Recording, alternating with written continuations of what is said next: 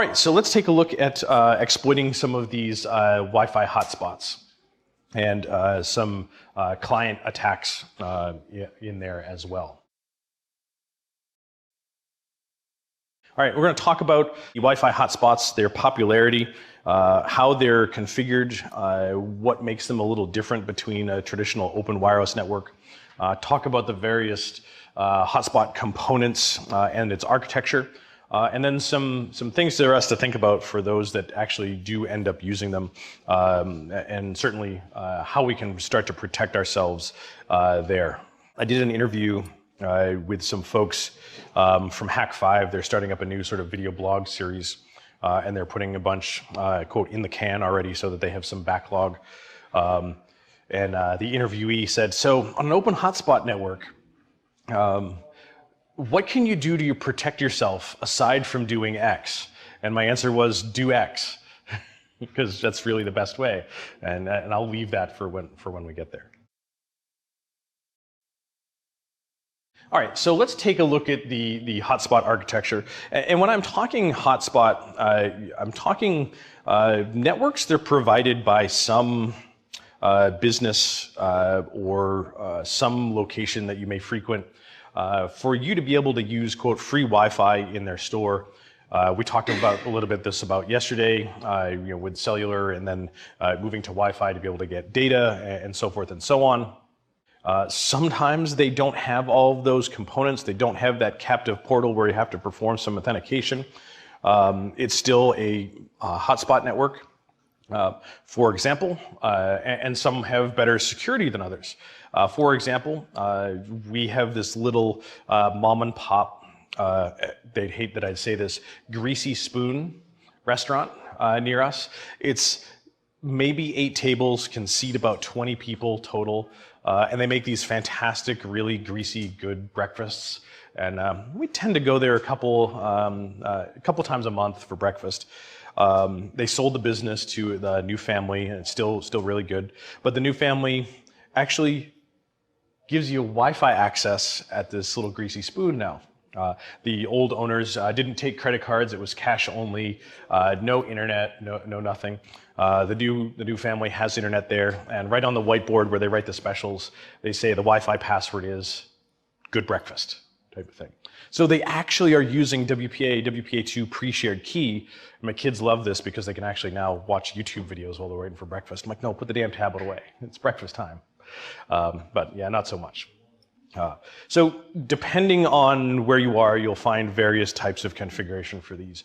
But by and large, we sort of see this architecture as proposed for us on the slide with a couple of different components. Okay. So we have our mobile device, our phone, our laptop as a subscriber, in that you may be interacting with a for pay service. You're subscribing to the services even if it's considered free. That subscriber connects to an access point providing the Wi-Fi network in the location. And that access point connected to a network, arguably with a hotspot controller upstream, typically to manage authentication locally for who is accessing the network. And that controller tied to various services outbound to the internet. Say various network services such as DNS and web servers and all sorts of other things. And depending on the size of this hotspot network, depending if it's multiple locations across a geographical region, they may do their authentication at a central location. If I think about sort of the way we are here, I would imagine that there is a hotspot controller local to this facility for all of those that are using the Wi-Fi here. But I would venture to guess that there is an authentication server somewhere at a corporate office somewhere, not necessarily located here on the property. So I would venture to guess that that centralized location is probably done centrally to be able to interact with all the various systems. We're going to have some other examples that are very much the case where the hotspot provider is geographically diverse, specifically across a good portion of the United States. and that their authentication services are located centrally, even though you may be using them in one of tens of thousands of businesses across the country. So we've got a couple of different components here in comparison to a traditional open wireless network. Open wireless network, you connect, you're outbound to the internet, you have some network services, but you typically don't have that controller performing access and access control and potentially to a centralized authentication server. So for this example, in describing some of the methodologies for hotspot networks, we're going to use Cox Communications as an example. Cox Communications is the large cable provider in a good portion of New England and other areas across the country here in the US. It's not that Cox is doing a bad job. Cox is doing about the same job as everybody else. And for Josh and I, when we were putting these together, Cox just happens to be the easiest victim for us to find locally because many of the businesses are either using Verizon or Cox. Cox just happens to be the closest for some of our stuff. So it's not as if they're doing a bad job and that we don't like them. They're just very representative of many of the hotspot providers across the planet. Okay. So what happens when we go down to our local coffee shop and we find that there's a Cox Wi-Fi business-provided hotspot network? Well, I sit down, I order a latte. Nobody's got time for one of those right now. Open my laptop, connect to the Cox Wi-Fi LAN. It boots up, connects. I get an IP address and DNS information, maybe a search domain from a DHCP server. And it tells me that my internet access is available in the little bar. Maybe a couple extra steps on maybe a Mac and such for automatic detection of proxy services and that type of stuff. But generally then, we have access to the local network and we don't have access outbound to the internet. Fire up our web browser, we attempt to go to Google and we pass through the wireless access point going to the controller for the gateway, and the gateway says, hey, we don't recognize this particular session. We don't recognize your MAC address. Who are you? Okay. Resolves the IP, tries to connect to Google. Hotspot controller says, we don't know who you are. You need to agree to our terms. You need to log in. Maybe this is a pay service. So the hotspot controller says, yeah, you can't go to Google. I'm going to respond and send a 301 redirect to my local hotspot controller webpage. So don't go to Google, go here. So you get this splash page that says, hey, welcome to the local coffee shop, internet access provided by Cox Communications. Please log in here and agree to our terms of service, okay. Or various other types of things. So an example of that authentication page. Hey, you tried to go to Google, you got redirected here. Oh, hey, you're already a Cox subscriber? You have Cox internet service in your home. Great, you can log in right here using your user ID, and just like you're at home, everything will work. You can register for a trial code by putting in your email address, and they'll send you free code so you can use the internet for a little bit, and then they'll continue to send you marketing information. Hey, switch to Cox. Maybe not. Okay. But either way, going to this hotspot controller, I can see a bunch of things that are kind of concerning. This one happens to be the automatic pop-up from the Mac when you join and it tries to go to apple.com and gets redirected so that you automatically get the prompt for the hotspot controller. I see some things that are already kind of concerning here, and we're just getting started. What do you guys see in that URL? MAC address and VLAN, yeah. HTTP, yeah. So we're submitting a MAC address for our device via URL, the SSID of the network, the VLAN it's assigned to. I'm not exactly sure what this unique hash thing is all about, but we did so over HTTP. And then we go and click the sign in for using your Cox user ID. And where does the lock show up on the screen to indicate that it's HTTPS? I don't know. And when we click sign in, we maybe are still on HTTP, and then we put in our username and password for the Cox user ID. And how do we know that when we submit it, it's encrypted? Yeah, there's lots of potential issues here.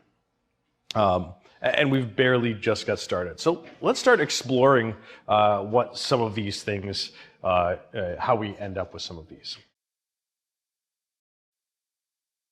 So before we even start performing any authentication, either get our code so that they can send us marketing or log in with our Cox user ID, we're on a network behind that controller. We may not have access outbound to the internet, but we have access to potential local resources. We maybe have access to a DNS server hosted on the hotspot controller. Maybe we can do ICMP pings outbound past the controller. We're on a network with other hosts. Maybe there's 3 other people with their laptops at the coffee shop writing their screenplays, having some coffee. We got access to the hotspot gateway. It was there for us to connect to, likely locally at the same location, and those other users on the network. So before we even get to the network, we have a bunch of things that we can interact with.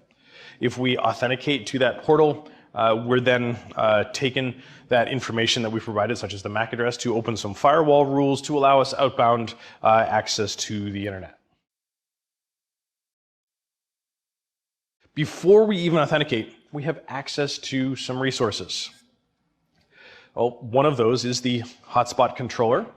This could get interesting. Now, hotspot controller can be implemented by humans. And humans are infallible, right? We never make mistakes. Yeah, no, we actually make lots of mistakes. There can be some implementation issues for how the implementer installed it. Maybe they had default weak credentials. They didn't restrict the admin pages available from the wireless. The manufacturers that built the hotspot controller, maybe they used some software that was vulnerable, some software written by humans that had remote code execution in it, or subject to denial of service attacks. There's lots of things here, even with this one device, that could have possibly go wrong. Even misconfiguration of some of those services. And thinking about some of those, you have access to a device that you could potentially compromise. I have a couple of stories for some of these. One of them was for Atlantis Technologies hotspot controllers, and they had these available in South Station in Boston. South Station is like Grand Central for Boston, where all the trains and transportation hub comes together aside from an airport. And there was a gentleman that was at South Station, had to wait for his train, wanted access to the internet, connected to the public Wi-Fi at South Station, and was prompted with the hotspot controller to state, this is a paid service, it's like $20 for 45 minutes of internet. And his answer was, nope, I don't need to pay that kind of money for internet. Now granted, this was at a time when that was actually kind of a reasonable rate for this type of stuff. So quickly got bored, and a hacker that is bored is a dangerous thing. So he continued to explore the hotspot controller itself. He had direct access to it. He said, hey, you're going to pay this money to get access to the internet. And he had a URL in his browser. He added /admin to the browser, to that URL, and was presented with a login page for the administrative console for the hotspot controller, for the guestbox hotspot controller. He said, I wonder. And he put in a username of admin and a password of admin, and he was logged in. Well, that's kind of terrifying. As part of that, he was able to access the configuration for the hotspot controller. As part of that, the hotspot controller contained the definitions for payment, length of time, and the merchant account number in which the payment was credited to. So whenever there was a fee taken, it got credited to a specific merchant account. If he had had his own merchant account, he could have had all the fees credited to his, and maybe charged less for it for more, so he would have more buyers. He found then that there were some tokenization issues and all sorts of other various issues with the web interface, and they didn't understand sessions and or segregation of authentication per different locations. As he was looking through some of the logging, he noted that the URL contained /2, and he incremented that to /3, and then he was viewing logs from another hotspot controller in Chicago, because the logging had deferred all to Atlantis Tech's centralized storage for all of this type of stuff. Upon investigation, it changed it to a 4, it was Los Angeles, 5, it was Miami. With that, he was then able to navigate back sort of out of the logging stuff into the more centralized management. So if one group had 3 hotspot controllers in Boston, they could manage it from one location. And he was found that he could still increment those, and he could then manage other hotspots in other locations through this one location in Boston. So he could have potentially changed all of the credit card processing to his merchant account and received all of them for just about every access point within Atlantis Tech's centralized management stuff. So lots of mistakes, implementation issues on passwords, allowing access to the admin page from the wireless side, web-based session issues, centralized management session issues, lots of stuff were problems there, and he was terrified. Gentleman ended up reporting it to Atlantis Tech, and I don't know whether they ever fixed it. I don't even think Atlantis Tech is in business anymore. Maybe because of their failures, I honestly don't know. But lots of interesting stuff there.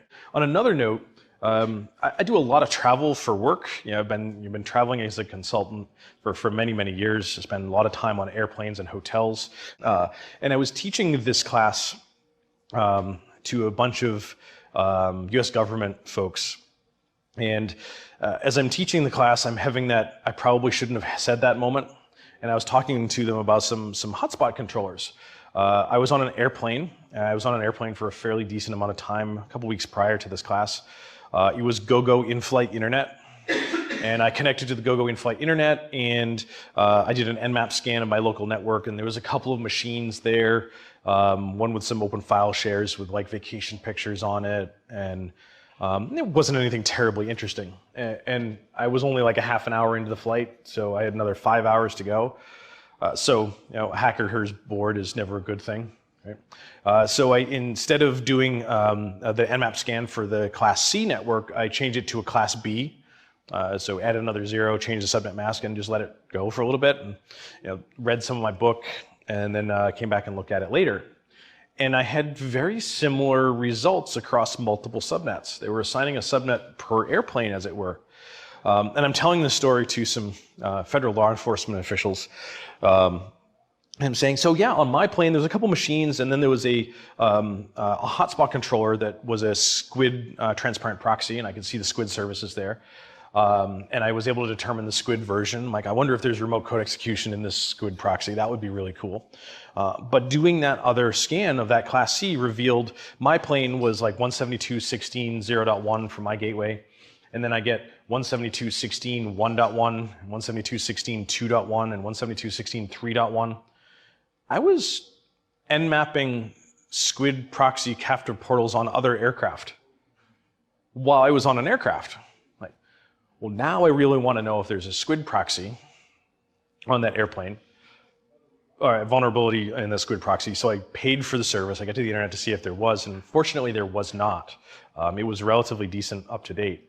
And I thought about this, and I'm saying this to the class of these federal law enforcement officials, and I'm like, so if there was, what had happened if there was a vulnerability in these SQUID proxies, and I could get access to a SQUID proxy on another aircraft, which would give me access to the in-flight entertainment area of the other aircraft, which maybe doesn't have enough firewalling between the in-flight and the flight controls. So conceivably, if I knew what I was doing enough, I could crash an airplane while on an airplane, and not mine. And then I realized, wait a minute, what was my audience? This was not a good idea. A gentleman in the back of the classroom gets up, grabs his phone, and walks out of the classroom. And that was a shorts-changing moment. I was regretting the mistakes about having this conversation. Turns out a couple of weeks later, I go and get on another aircraft, go in-flight internet. I'm like, I wonder. Scan my local subnet, okay? Scan Class B, nothing. Oh, hey, it got fixed. I don't know exactly how that happened or whether I was the one that asked someone to make a phone call, get someone to make a phone call to get that fixed, but it got fixed. So I guess that was really the ultimate goal, I guess. So there can be lots of mistakes about how people think about these implementations, and then ultimately the failures in implementation, failures in software that could potentially lead to some fairly dangerous things, aside from just compromising the local stuff. That said, I don't know how to do that type of stuff. It was merely a thought exercise, and it was serious enough thought exercise. Apparently someone maybe wanted to make a phone call. Some other things for us to think about. Prior to authentication, we are on that network, we have other resources next to us, we have other machines, we have the hotspot controller. We were also potentially given access to services outbound on the internet, like not browsing to the websites and maybe no VPN, but we potentially had access to a DNS server locally, which would then go and query upstream DNS servers. And maybe we had the ability to do ICMP pings outbound to the internet. If we have a path outbound to the internet, especially with DNS and ICMP, they have the ability for us to have, quote, free-form text areas within the protocol in which we can place our own information in. So DNS text records, I request a text record, we get a response back with some data. ICMP has some short portions of payload. The spec says that it should contain A, B, C, D, E, F, and then uppercase of the alphabet and numbers, but it doesn't have to, it's just a suggestion. So we can put whatever data we want there, send an ICMP packet out, get a reply with more data. So why not use those free-form text fields to include network traffic, say IP-based traffic? Put IP traffic in those protocols, get them outbound to the internet, have a receiver somewhere out on the internet that can respond to those with the appropriate responses back to that network traffic we wanted to do. Gives us the ability to effectively perform service theft on these networks by using the protocols that are available to us. One of the ones that I've had some great success with, a little bit older tool, but still very much usable in that it will allow us to engage in service theft. And I got to do a wireless pen test about 3 months ago on what I would have considered, and what I still do consider, the most secure wireless network that I have ever pen tested. And it was absolutely the most difficult network that I've ever had to test. Their guest network was pretty robust. They had IPS in place so that even if I was standing up rogue access points for the guest network, it was denying service for letting devices connect there. It was very robust. However, they did allow me to have ICMP outbound to the internet.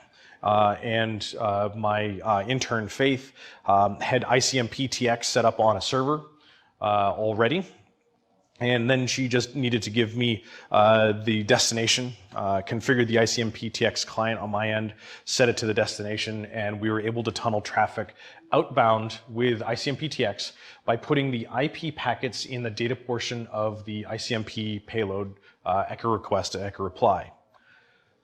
We could SSH outbound to another server on the internet. It was slow, but it worked. We tried to load the front page at Google, and it took a little over 3 minutes. And there's not a lot there on Google's homepage.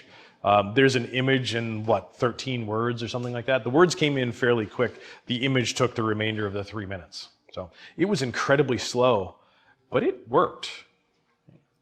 So, I've understood that using DNS can be a little bit faster, depending, because we can get, quote, larger packet sizes out of it. I've heard rumors that Dan Kaminsky, Mr. DNS himself, was able to stream a low-quality video of an episode of The Simpsons over DNS. So I'm assuming it's possible. So in order for something like ICMP-TX to work, we need to be able to have ICMP packets make it outbound to our destination. And this is not something that we can sit down at the hotspot and go, hey, I want to steal the service with ICMP-TX. We need to have access to the internet already to have configured a host that is accessible on the internet, i.e. our receiver that can process these packets with our special payloads. So it is a premeditated type of attack for doing either ICMP-TX or DNS tunneling as well. And I find that it's about a mixed bag depending on which networks I'm on for hotspot controllers, whether they block ICMP or not. Taking a look at some examples of ICMP-TX traffic. This is an echo request, so a ping outbound. And looking at the data portion of the payload, which the spec says should be A, B, C, D, E, F. It is clearly not. And on this beginning here, we have 4510, 4510, 4500, traditional start to IPv4. So IP version 4 for that type of traffic. So we're encapsulating IP4 traffic into the data portion of the ICMP echo request and reply. Some other things that we can potentially do for service theft is session hijacking. We sit at the coffee shop, we listen for devices that connect to the wireless network, we observe the traffic of them authenticating to the hotspot. Maybe it is over HTTPS, so we can't intercept their credentials, but we can see their MAC addresses in the clear. We can potentially observe their IP addresses, or we can join ourselves, do an Nmap scan before we've authenticated to determine which IP addresses are there, and then wait. Observe traffic and wait. And when we don't see any more traffic coming from that MAC address, and maybe we observe someone close their laptop and walk out of the coffee shop, we may not even need to do that. Just observe the absence of traffic from that MAC address. And then if we are able to determine the IP address for that device, potentially in the clear, it's an open wireless network, maybe we see DHCP DNS requests, maybe we see other IP traffic, we can then configure our system with their MAC address and their IP and continue to ride their non-expired session of the hotspot controller after they've left. Part of the reason why we see this happen is that there will be a timeout on the hotspot controller. If it doesn't see any activity, after a period of time configurable at the hotspot, it will invalidate the session and then you have to re-authenticate. But if you get it before that expiration has happened, that timeout has happened, and you generate new traffic, it will reset that timer. We could, in fact, invalidate the session when we're done, but typically what we see is when we get that authentication page for the hotspot controller, it allows us to authenticate, and then it says, hey, when you're done, via a pop-up, when you're done, click this button and we'll log you out. The problem is that pop-up blockers are a thing in web browsers now, so not many people ever see this message, and or they close the tab that allows them to say, hey, when you're done, log out here. So nobody ever logs out of these networks, and their sessions, when they close their laptop and leave, stay active on the hotspot controller for that interval for traffic. So we wait an interval less than that, and then change our MAC address and our IP address to one of the previously authenticated devices, and then just keep that session alive. Windows with Mac Shift, Mac OS, and Linux are also fairly easy with ifconfig. And I need to find a way how to move this to IP, because ifconfig is going away. I've had some issues with trying to change the MAC address reliably on something like a Raspberry Pi, try to change the wireless MAC address depending on the chipset, and it will say it changed and then not actually change it. So your mileage may vary. Now we need to observe some traffic, write down MAC addresses, look at our watch, see how long time has passed. Do we see any more traffic from that device? That becomes an arduous manual process. Wouldn't it be nice if this was automated for us? Yes, it can be automated for us with a nice little Perl script called CP scam, or captive portal scam. A captive portal scam was intended to be kind of like an audit tool, proof of concept to prove that this was possible. And it will take your monitor mode interface looking for the IP ranges in use on the captive portal network, and will catalog MAC addresses and IPs for individual hosts and update when the last time it saw traffic. So in a couple of these, as we're moving forward, we see some inactive time for a couple of devices. One of them drops off, 108 drops off, it saw some traffic, so it removed it from the list. And then finally, .100 has been inactive for about 2 minutes. And 2 minutes is sort of the threshold for where CP Scam says, you may want to consider impersonating this host. Their session is probably still alive, but I haven't seen traffic from them in 2 minutes. Okay. Here's their MAC address, here's their IP address, go configure your system.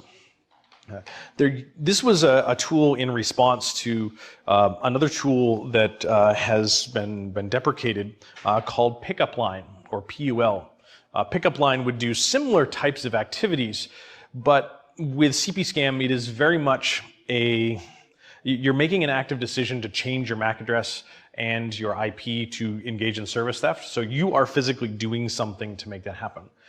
Pickup Line, you would run Pickup Line. It would catalog all these systems on that network, find one that hit the timeout threshold, and would automatically reconfigure your Linux system to be that MAC address and IP address for you.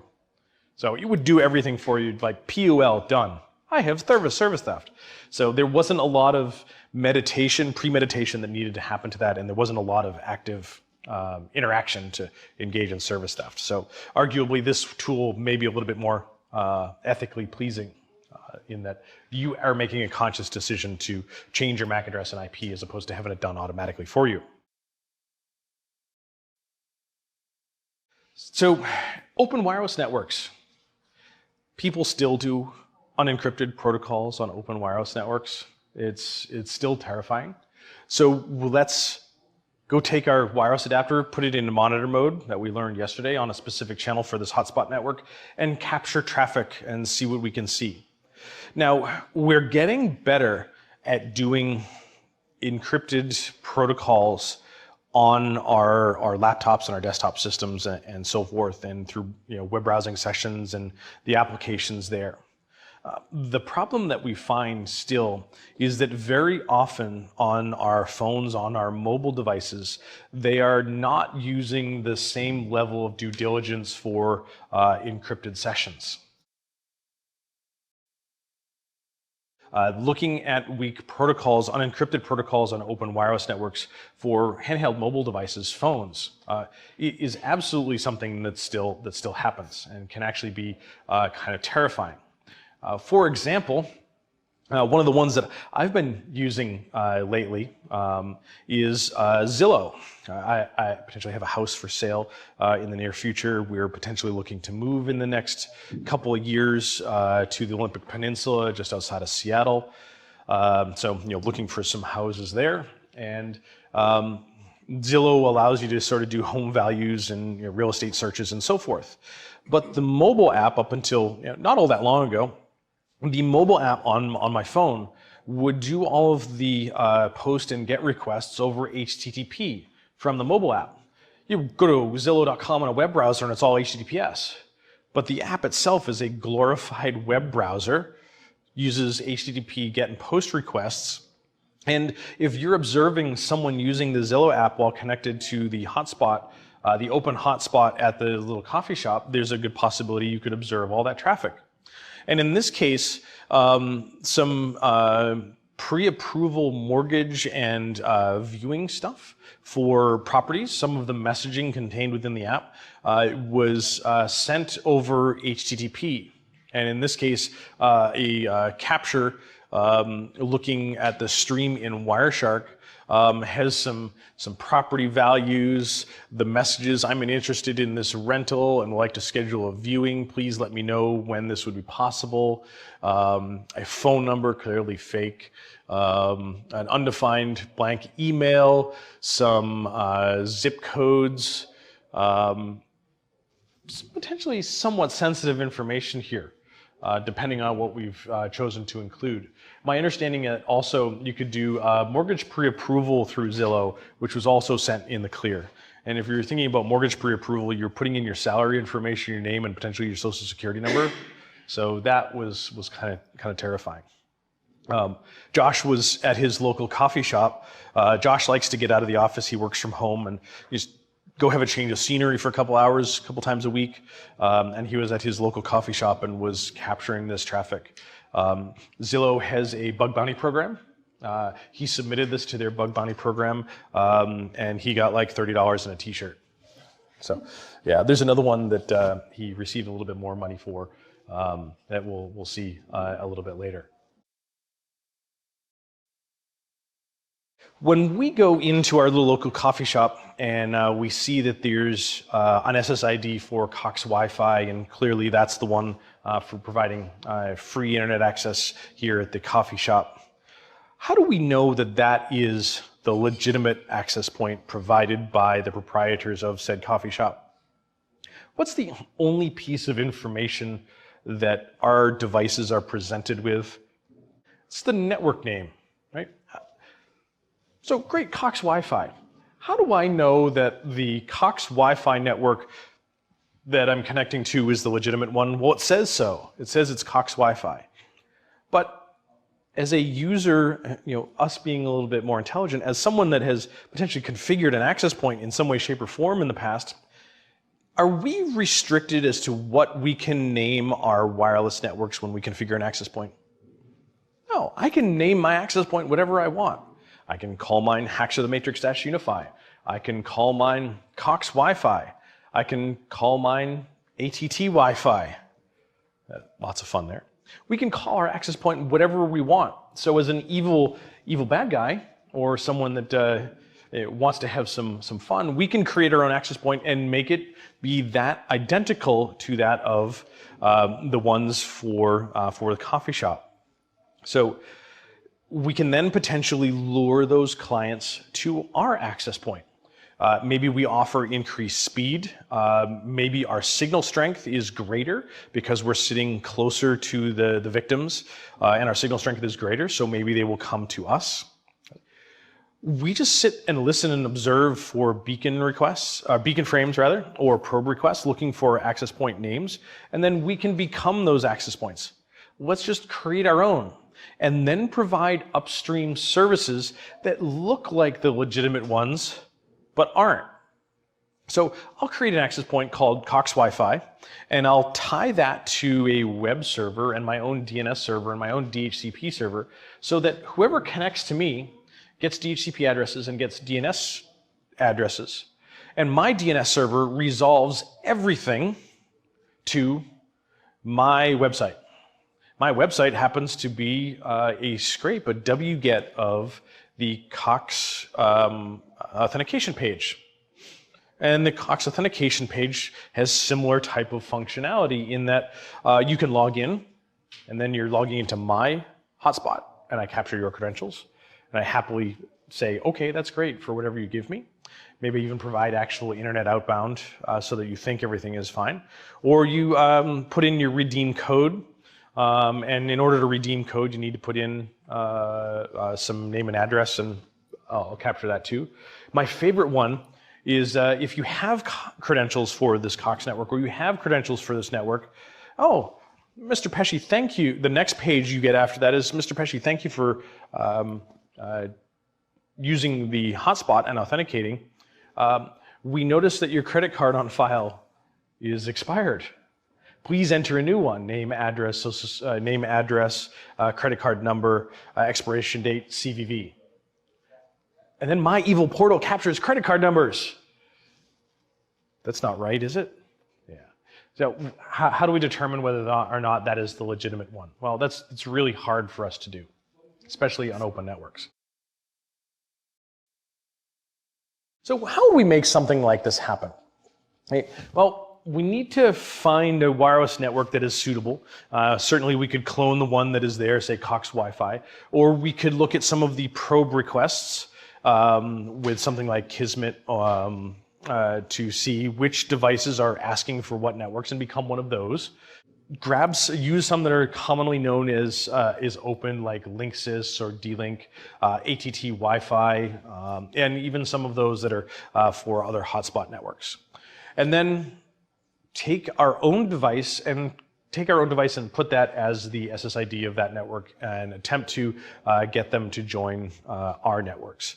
One of the ways we could do that is with something like one of these Verizon MiFi in-a-box hotspot devices that provide internet access, either 4G, LTE, 5G outbound, in which we set the SSID, we set the IP range, and we set a DNS server that way they should resolve to. And we can have those resolve to our own DNS server. Maybe one connected to that hotspot gateway, or maybe one outbound to the internet. Now, in some cases, these devices will only support limited number of connections. So if it's a busy coffee shop, you might end up to a denial of service event. Some of them will only support 5 devices connected to them, but still you got 5 devices. The other one too is that this one, it may require that we perform a denial of service attack to knock the clients off of the legitimate network to have them roam to us. Again, fairly trivial to do, and we'll see that in some of the denial of service stuff. In order to sort of finish the attack, we want to redirect everyone to a website. So we'll use wget to pull down a copy of the captive portal page from the coffee shop and host it on our own web server. So when we set DNS settings, they go to our captive portal, and then they see the identical page that they would have just as if they were connected to the legitimate one. We can do a bunch of things on the DNS server. In this case, we're using Metasploit to create a DNS server with the auxiliary server fake DNS module. And anytime anyone tries to resolve something with the fake DNS server, it will redirect them to 10.10.10.10. And maybe 10.10.10 is a system that I control outbound on the internet that hosts my page, or a local system to the hotspot network, me sitting there on my laptop as well. I personally have a bind9 DNS server that is facing to the internet that does a resolve for star. So it resolves anything, and it's one of those permanently set up type of things, so I don't have to do a Metasploit module every time I want to do this. I have something that's always readily available and can easily redirect stuff to wherever I want it to go. So the resolution for star as opposed to specific domains.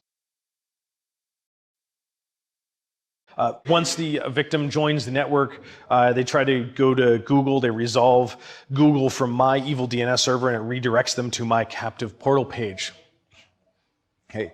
Then we have this issue of the captive portal page over HTTP, just like we saw in the initial versions. And then the question becomes, when they submit their credentials or go through the registration process, are any of those buttons submitting over HTTPS? Well, if we were to think about looking at this, how do we know? You'd have to dig into the source code to see if, like, the submission button for the sign-in is a HTTPS post request as opposed to an HTTP. And somebody like my mom would never be able to figure that out. She was definitely not technologically savvy. As part of cleaning out her house, I had to throw out her VCR. It was still blinking 12, right? So she was a Luddite. She would have never figured out that she had to view the source code for this. And quite honestly, I'd be amazed if she ever figured something like this out. The first one I'd be amazed at, that she had her computer at the coffee shop because it was a desktop. So she would have actually had to carry it there. And, I've seen that too. Average users wouldn't know that you have to go inspect the source code to see whether it's an HTTPS post from an HTTP-based page. Okay. I think most users would just assume that this is secure, although some of them are getting better. But so when you do that HTTPS post, it's going to use my fake DNS server to go resolve wifi.cox.com and ask for the certificate. And if I have a certificate, it is not going to be a legitimate one. So it's going to throw an error in the browser saying, hey, this certificate's not legitimate. Are you sure you want to continue? And the users go, ooh, wait, I've heard about this before. I've seen this once. And maybe I shouldn't click that button. But because it's my copy of the web page, I can go and edit that request and remove the S from the post. And the user is never aware, unless they view the source code, that it's an HTTP post. So they never get that error message. I'm in control of the content. So I can remove the HTTPS because the user really never ends up seeing it. Sidejacking is kind of fun. It was originally implemented in a set of tools called Hamster and Ferret, which was fairly obtuse to implement. It was client server. One would observe network traffic for HTTP-based cookies and then would push that to the other half, which was then used as a proxy in your browser, and then you could reuse those cookies. However, there were some tools later on, Firesheep with Firefox 3612, and no later, that would do a lot of this type of stuff automatically. Effectively, what happens with sidejacking is that we were leveraging the way websites were implementing HTTPS and or the lack of HTTPS. The prime example was Facebook prior to it being all HTTPS based. When you went to Facebook on your web browser, on your desktop or on your laptop, it would be http facebook.com, and you'd see some stuff, and up in the top right there would be a login, and you'd log in and it would do an HTTPS post of your credentials to Facebook, and the response would be over HTTPS would assign you a set of cookies to say, hey, here's the cookies for your web session. Each time you click on something on your friend's wall, we can tell that you're Larry. And how do we do that? Well, you resubmit those cookies with your request to say, yeah, you're already logged in, you're Larry, you have permissions to do this. So what would happen with Facebook is that you would log in over HTTPS. You would submit your credentials over HTTPS. Facebook would assign the cookies back to your browser over HTTPS. And then every subsequent click, you take your cookies to say, yeah, I'm really Larry, and you'd put them in an HTTP request back to Facebook. So it was assigned over HTTPS, but every subsequent use was over HTTP. HTTP being a plain text protocol on an open wireless network, which we could then capture.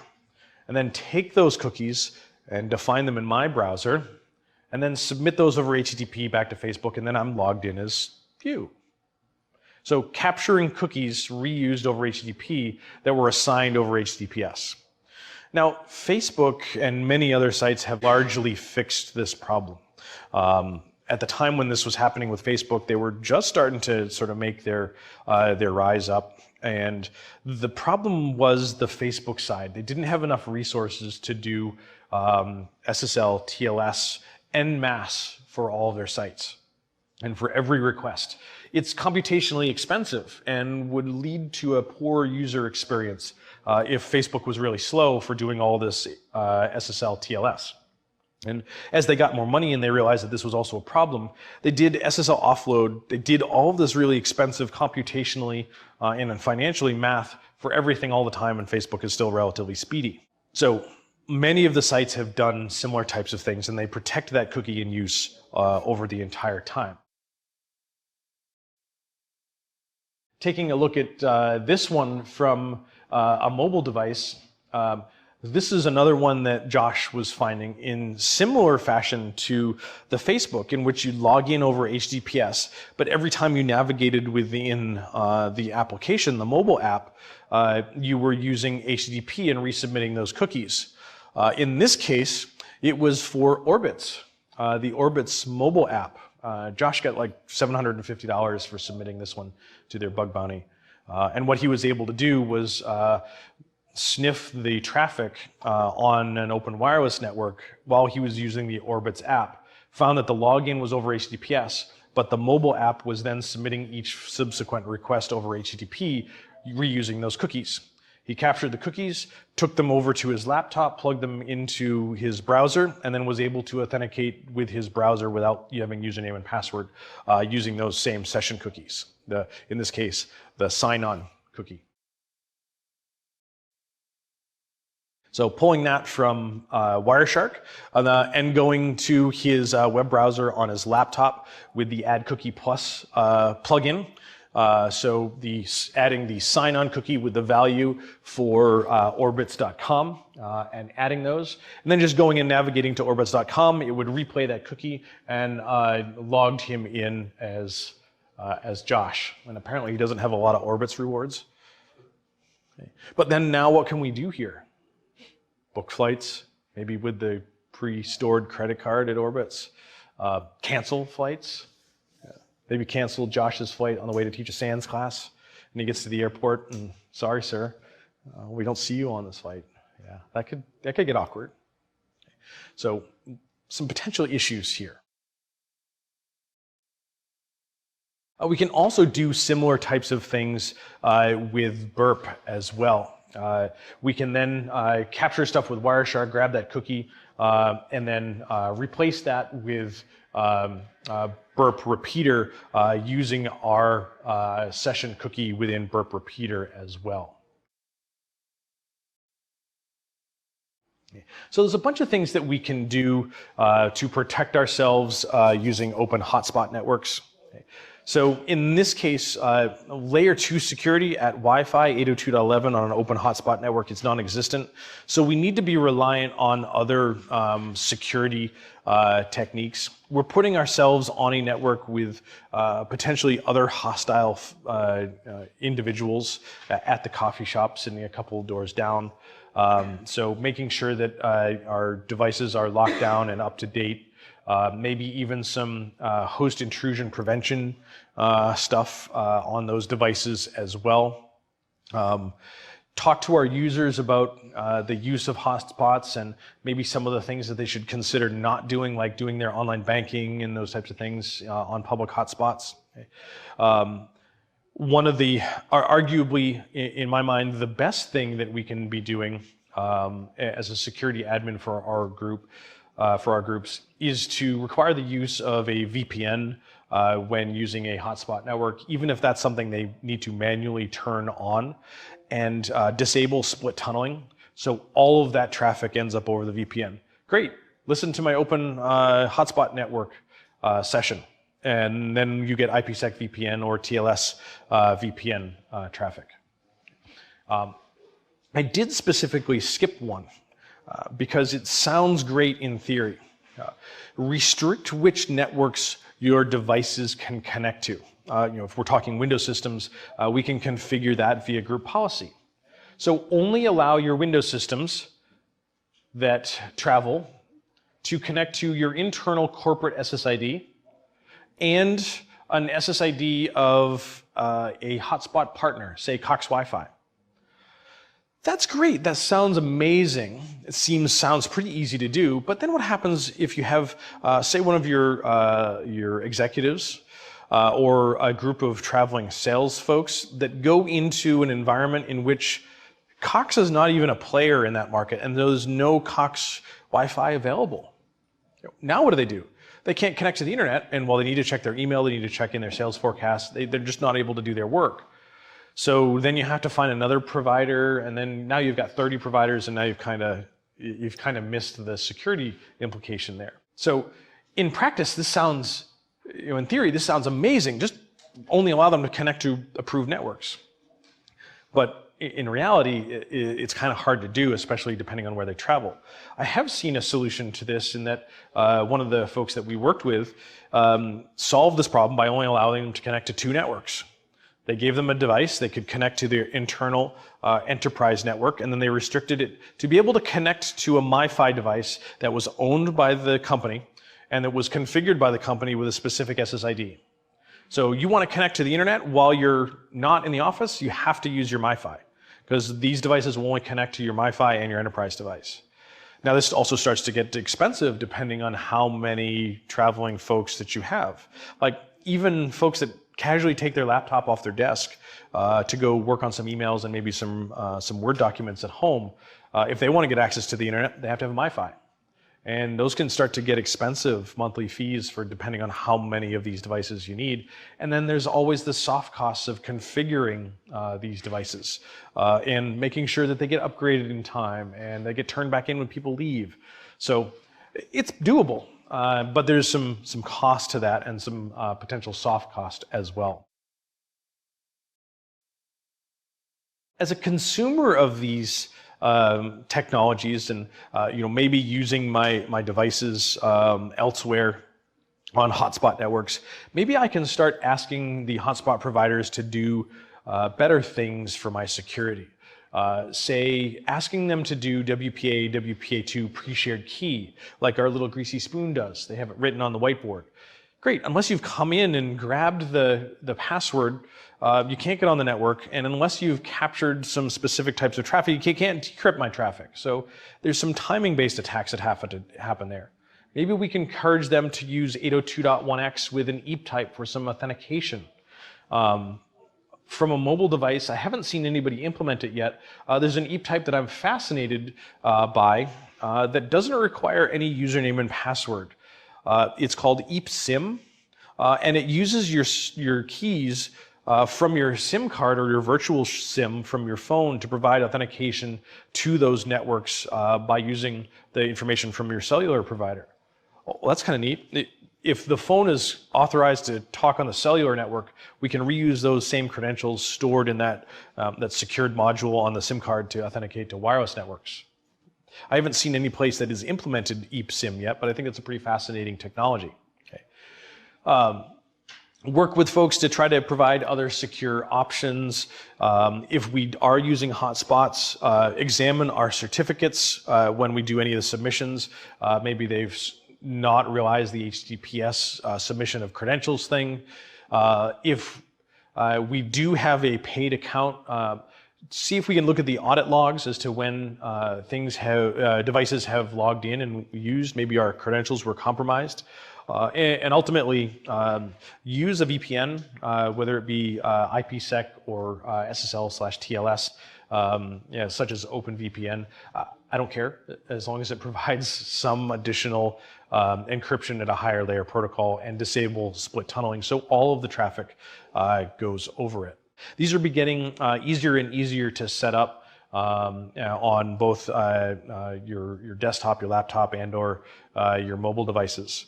So I have a pfSense firewall at home, and I tunnel all of my traffic back to those from either my phone or my laptop as needed. So, especially when I use open hotspot networks. Yeah, I'm that guy. I'm the guy that says, this is really dangerous and I use it anyways, but I follow my own advice about doing some of the IPsec VPNs. This is where the video from Hack5 was. They said, hey Larry, we understand that using open hotspots are dangerous, and everybody says use a VPN. What other advice can you give us? And I said, use a VPN and disable split tunneling and be diligent about it. Oh, well, that's not the answer we wanted to hear. I said, well, all right. Encourage your providers to use something like EAP SIM on your mobile devices and so forth and so on. But the easiest thing you can do is a VPN. All right.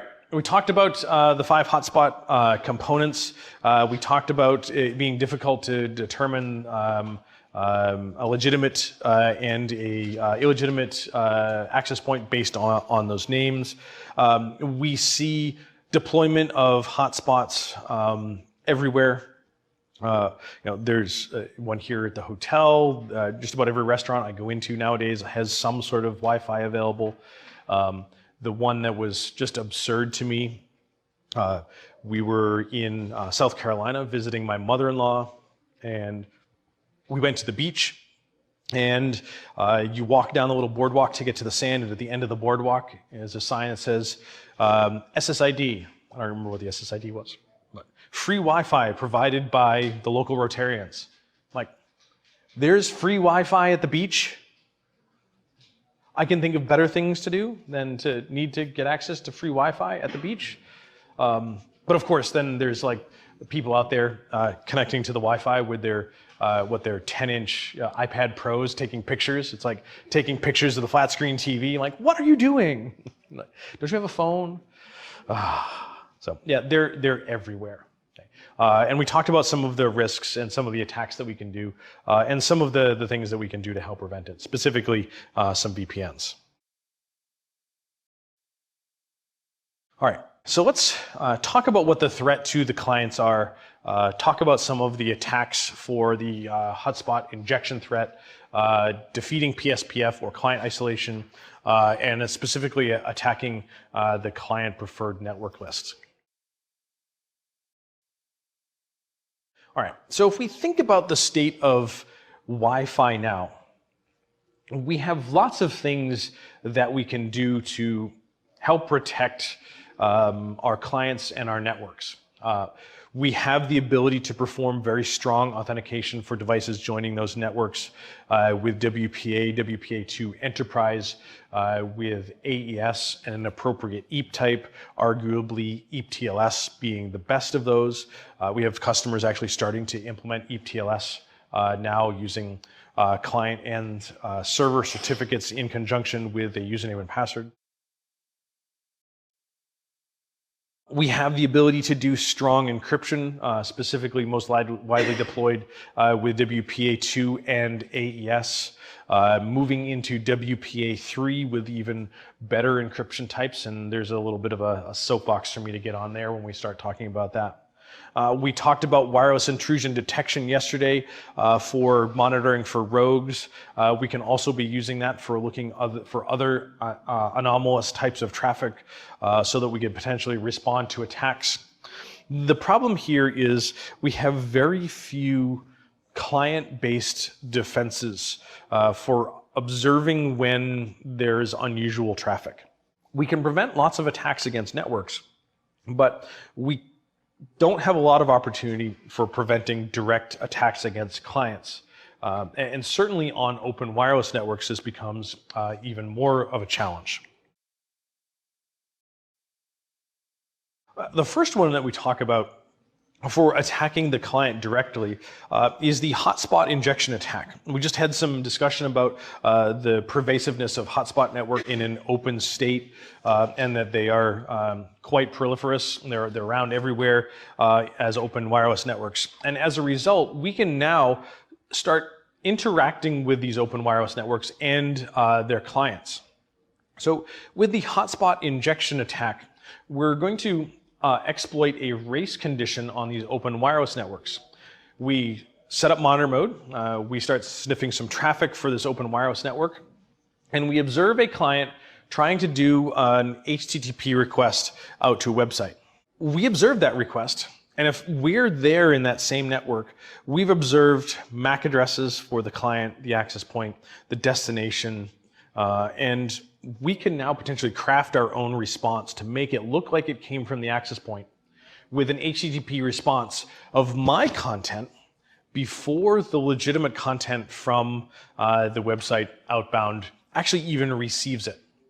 So we're injecting traffic into a hotspot network, my traffic responding to those clients before the legitimate traffic gets there.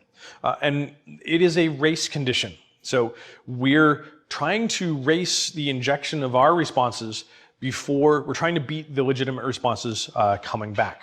It's not always easy to do. We don't always win the race condition, and I'll see if I can dig it up. There's a great animated GIF of a guy who loses a race condition. He's running for the subway, and the subway doors, he's trying to make it through the subway doors as they're closing, and they close right before he gets there, and he slams right in the door and bounces and skids off. So he was trying to exploit the race condition. He was trying to race the doors before they close, and he didn't make it. Well, This will happen sometimes with hotspot injection too. The legitimate traffic may make it back there first. So let's take a walk through this a little bit visually. And I'm going to use some contrived numbers, and I know it doesn't work this way, but let's bear with me so we can see what that race condition looks like. Okay. All right, so we have our client, our station, and our access point on an open hotspot network. We have an evil attacker in red listening to traffic. The client connects to the access point, gets DHCP addresses, you name it, authenticates the hotspot controller if it needs to, and then opens a web browser, authenticates to the portal, and then attempts to go to google.com. Okay, so our client does name resolution for google.com, gets the IP address, initiates a connection on port 80, sends a SYN to Google on port 80. Google responds SYN-ACK, the client responds ACK. All right, we have our TCP3 TCP handshake complete. Google then responds with, the client then says, hey, I'd like the web page at the root of your web server on port 80. Get HTTP version 1.1 for the root. Google's going to respond. However, let's think about this. All right, let's say we're sitting in Washington, D.C., and Google's data center is in California. I know they have content delivery networks all over the place, but for sake of this example, we send the request from the coffee shop into the access point, down to the local point of presence, across the country to Google's data center in California. How long does that take? 100 milliseconds. Just throw a number out there, 100 milliseconds. Google responds. How long does it take to go from California back to DC? It took 100 milliseconds to get there, let's say 100 milliseconds back. 200 millisecond round trip, arguably that's really slow. Okay. But evil attacker is sitting at the coffee shop 10 feet away from you on the same wireless network within the same RF environment and observes you send that packet at 1 millisecond. It takes 99 more milliseconds to get to Google. Evil attacker crafts a response, says, hey, I'm a packet from the access point headed to the client. I'm your HTTP GET response from Google, and Google isn't here. Go a 302 redirect to evil.com, evil.com being a web server that evil attacker controls. Maybe the construction and the response here takes 10 milliseconds. 100 milliseconds to get there, 10 millisecond response almost immediately. Race condition. We now still have 100 milliseconds waiting for Google to respond. So evil attacker, because they are sitting right there, they're local, they can craft the response faster than a legitimate service. The client will see the response and go, oh yeah, hey, legitimate response, it got here really fast. And happily accepts that response, populates the browser, and redirects to evil.com. We don't always win that race condition. Maybe that's a 10 millisecond to Google and back, and maybe it takes 20 milliseconds for us to craft that response. So it doesn't always work. We talked about the need to get our evil packets into the network, looking like it came from the access point, from the original destination, into the network before the legitimate traffic comes back. And there's a tool that we can use to do that called AirPwn. Works against plain text protocols on open networks, and is fairly trivial to use against something like HTTP. Okay. So we have the ability to use some regexes to replace content that we observe clients requesting and then responding back in kind with our own content before the legitimate content comes back. So looking at the configuration for AirPwn, in this case we're going to use the greet HTML configuration. So we're going to tell in the configuration file that we're going to begin this particular configuration, and we're going to match on both GET and POST requests. So if we see an HTTP GET or POST request in the air to any destination, we're going to perform some actions. But in this particular case, we want to just replace text, because replacing a couple bytes of text, sending a couple bytes of text is really speedy and is more likely to exploit that race condition, get there prior to the legitimate content. So we're going to ignore any GET requests for image types.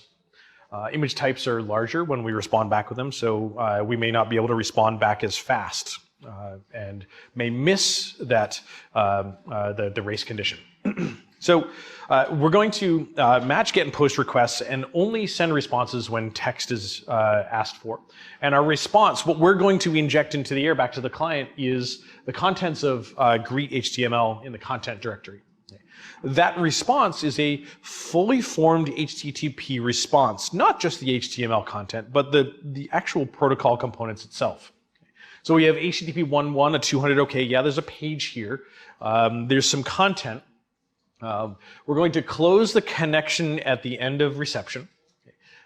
We're going to send you text HTML for our content type, and then the HTML. And in this case, the HTML is hello DEF CON for a title, and then hello DEF CON, your wireless network is delicious, in a large red font with the blink tag. Does the blink tag even work in a browser anymore? I don't think so. Like, could have we added marquee to that too? I'm showing my age for my web development stuff. Marquee hasn't worked in forever. So we have our content, we have our matching rules, and then we use AirPwn to listen on a monitor mode interface using the modified Mac 802.11 driver for us to create packets, which is already on your virtual machine. And the configuration we're going to use is the conf greet HTML, which then references our output. We have our monitor mode interface set on the channel where the access point is that our victims are connecting to. They attempt to navigate to HTTP google.com or any HTTP website, and our AirPwn observes HTTP GET for some text and responds faster than the legitimate service, injecting our response. Hello DEF CON, your wireless network is delicious. Now the question from Jack during break was great, well, what happens to that content, the legitimate content from Google? Well, that's a great question. And in this case, it was a perfect world scenario in that this particular browser that we were using when we captured this actually respected the connection close. It's got its content, it closed the connection, and then would drop any of the legitimate traffic from Google. But what we find now with modern browsers is that they are expecting more dynamic content like HTML5 and so forth, and then they typically do not respect the connection close. If additional packets come in after our initial connection, it will happily grab those and render those into the web page. So what you'll often find for doing something like this is that we get a bunch of undecipherable gobbledygook after the hello DEF CON, your wireless network is delicious. And part of the and some readable text. And part of what has happened here is that it is receiving the legitimate data, which may contain images, Flash objects, Silverlight stuff, JavaScript code, executables, any of that type of stuff. But we've told the browser to interpret everything as text HTML. So when it receives something that is a binary object, it tries to interpret it as text. So you see a text rendering of a GIF, for example, which doesn't work out so well. So modern browsers will typically populate the rest of that stuff with the legitimate requests shortly thereafter once it arrives. So not a perfect attack, but certainly we could inject 302 redirect so it goes elsewhere, and then I don't know how the browser would respond. So AirPwn was released at DEF CON a number of years ago, and they had lots of fun. They needed some additional pictures for their presentation. So they went to the DEF CON chillout area and manipulated users' traffic during users of the open wireless network in the DEF CON chillout area. And everybody was panicking, trying to figure out how the hell they were doing it. Like, they started to hard code ARP addresses for the DNS servers and for the gateways, and they thought they were getting man in the middle, and they didn't understand how the attacks was happening. And their attack, they replaced images on various websites. And what they would do is someone would get air-pwned and they'd, hey, can I take a picture? And they take a picture of the person with their air-pwned web page. And the images that they chose to replace were, imagine the worst thing you've ever seen on the internet. Yeah, they used that picture and put those in their browser. I'm not going to tell you what it was because you're going to go there and you're going to go look at it. And we don't need to do that. Which it could be different for all of us, right? I know it's probably pretty different for me. And then that's what they were replacing it with. And they captured those and they were putting those in their presentation, but they put smiley faces over the victims' faces. So not the image itself, right? All right, some other things that we can do to protect our clients is use PSPF, or publicly secure packet forwarding, otherwise known as client isolation on Wi-Fi. And because we have a broadcast medium, everyone can see everyone's traffic, and we're effectively putting two clients on a wireless network on the same network, we can communicate through the access point directly to other clients on the network. It's effectively, if we were on a wired network, having two systems on the same VLAN. So within the same broadcast domain, they can contact each other directly. With PSPF, we're effectively creating a private VLAN per user on the wireless over a shared communication. And the way that we accomplish this is to have the access points themselves track which devices are connected to the access points, potentially aggregating that at a centralized location through a controller.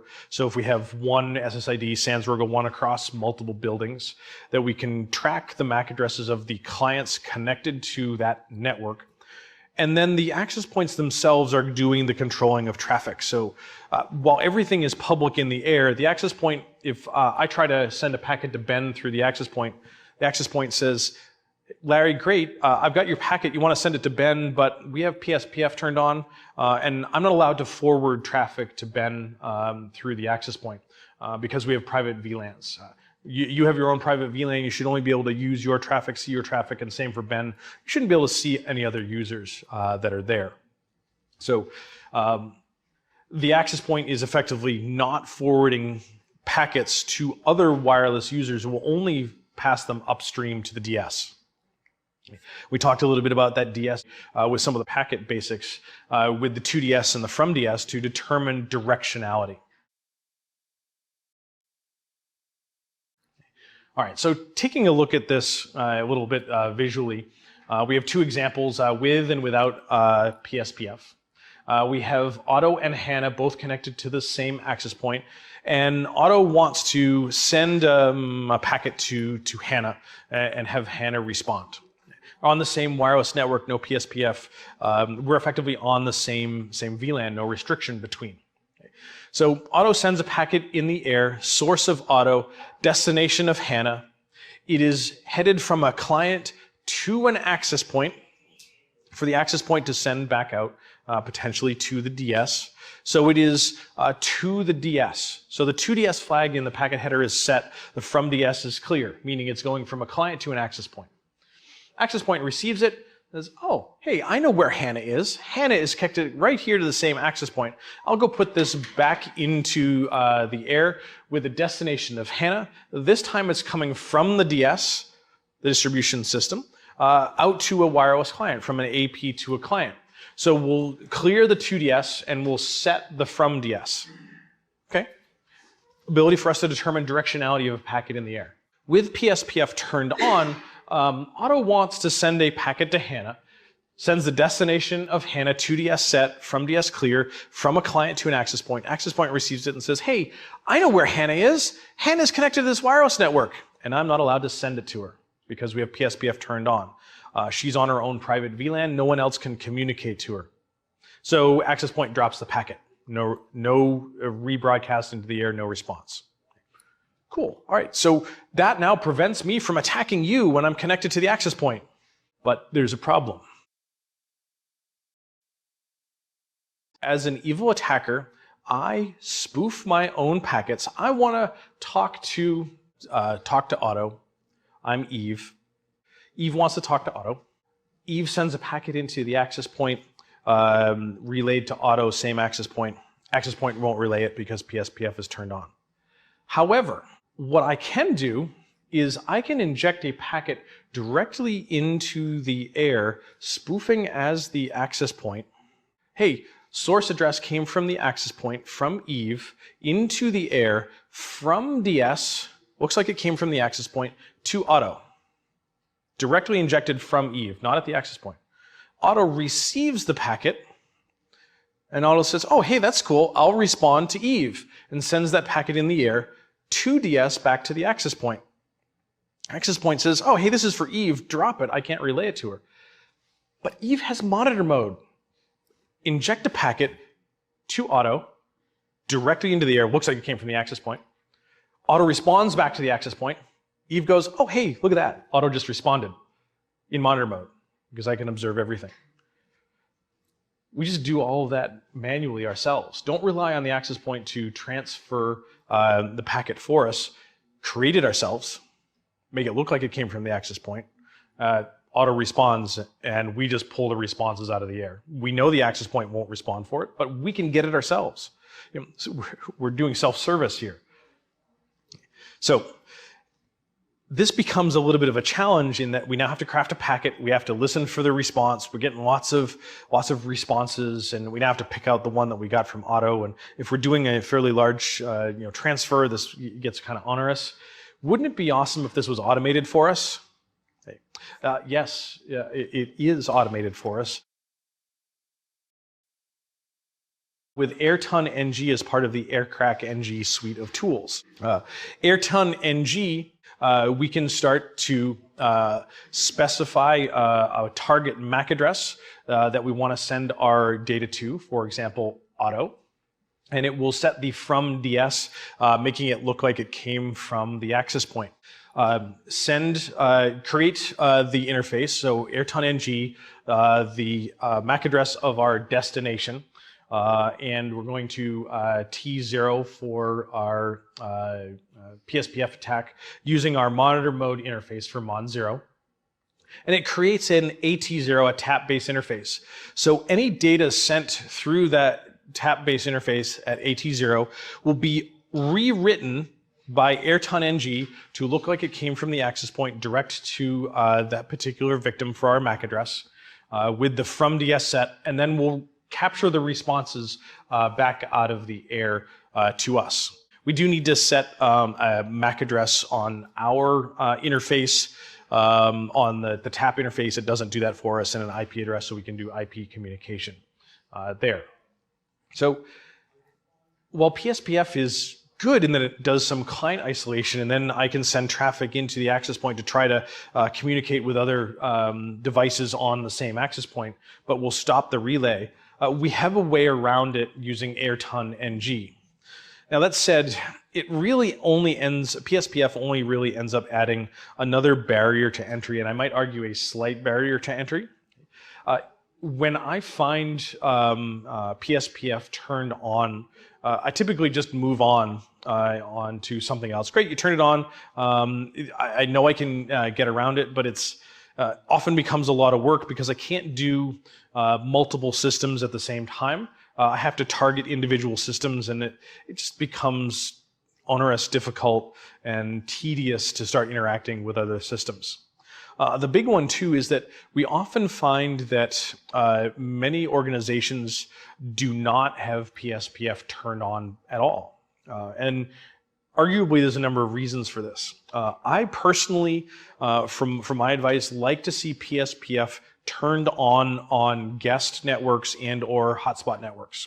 Adds just another barrier to entry so that as a user of that wireless network, just a casual user of that network, someone else is going to have to go that extra mile to try to communicate with my system, and prevents me from communicating with other stuff. The assessment I was on last week, they did not have PSPF turned on their guest network, and mapped the entire guest network, found that they had a printer. It wasn't the printer I expected. It was a label badge printer for like when you check into the facility that you can get a little visitor badge. I can now print my own visitor badges. I just had to go behind the receptionist desk to actually get it, which was kind of awkward.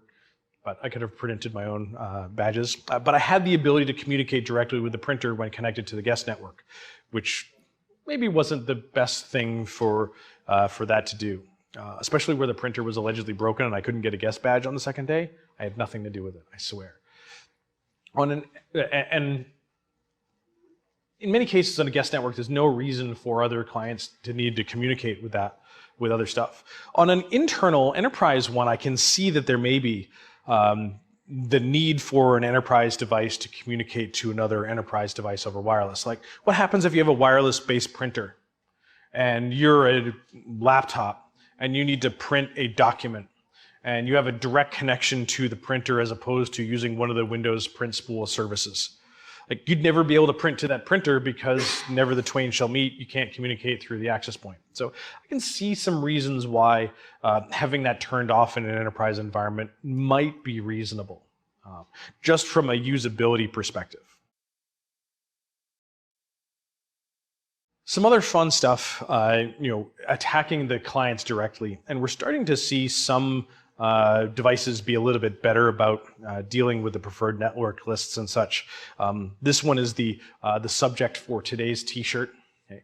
So the preferred network list is a list that your systems store for networks that you've connected to in the past to retain credentials and information about that network, and the systems will ask for those networks and or continue to listen to see if they beacon. And when they beacon and or they have a response from a probe, hey network, are you out there? Oh yeah, I'm here. Great, I want to connect to you because I've connected to you in the past. Okay. So that when you take your laptop on a trip for work and you upload your family photos, and as soon as you walk in back in the door at home, you dig out your laptop and you turn it on and it automatically connects to your home wireless network. It's because it's listed in your preferred network list because it's connected there before. And my t-shirt today is what? Home is where the Wi-Fi connects automatically. Why? Because it was in your preferred network list. Okay. So let's go abuse that automatic connection of your Wi-Fi at home or anywhere else for that matter. Okay. So we're going to abuse how stations start looking for those wireless networks. And what we've seen is devices, phones, laptops, you name it, any wireless device, probing for networks that they've connected to in the past based on that list for the networks they've connected to. And probing openly with unencrypted. If I had my wireless adapter on my laptop, it would be probing for networks named like Hacks of the Matrix-Unify, G-Unit, which is the name of the access point at the Security Weekly podcast studios, because we have a bunch of studio space in a strip mall, and the strip mall is divided into various units, and we happen to occupy Unit G, so it's G-Unit Studios. So you'd see my system asking for those networks. Hey, Hacks of the Matrix Unify, are you out there? No? Okay, I'll move on to the next one in the list.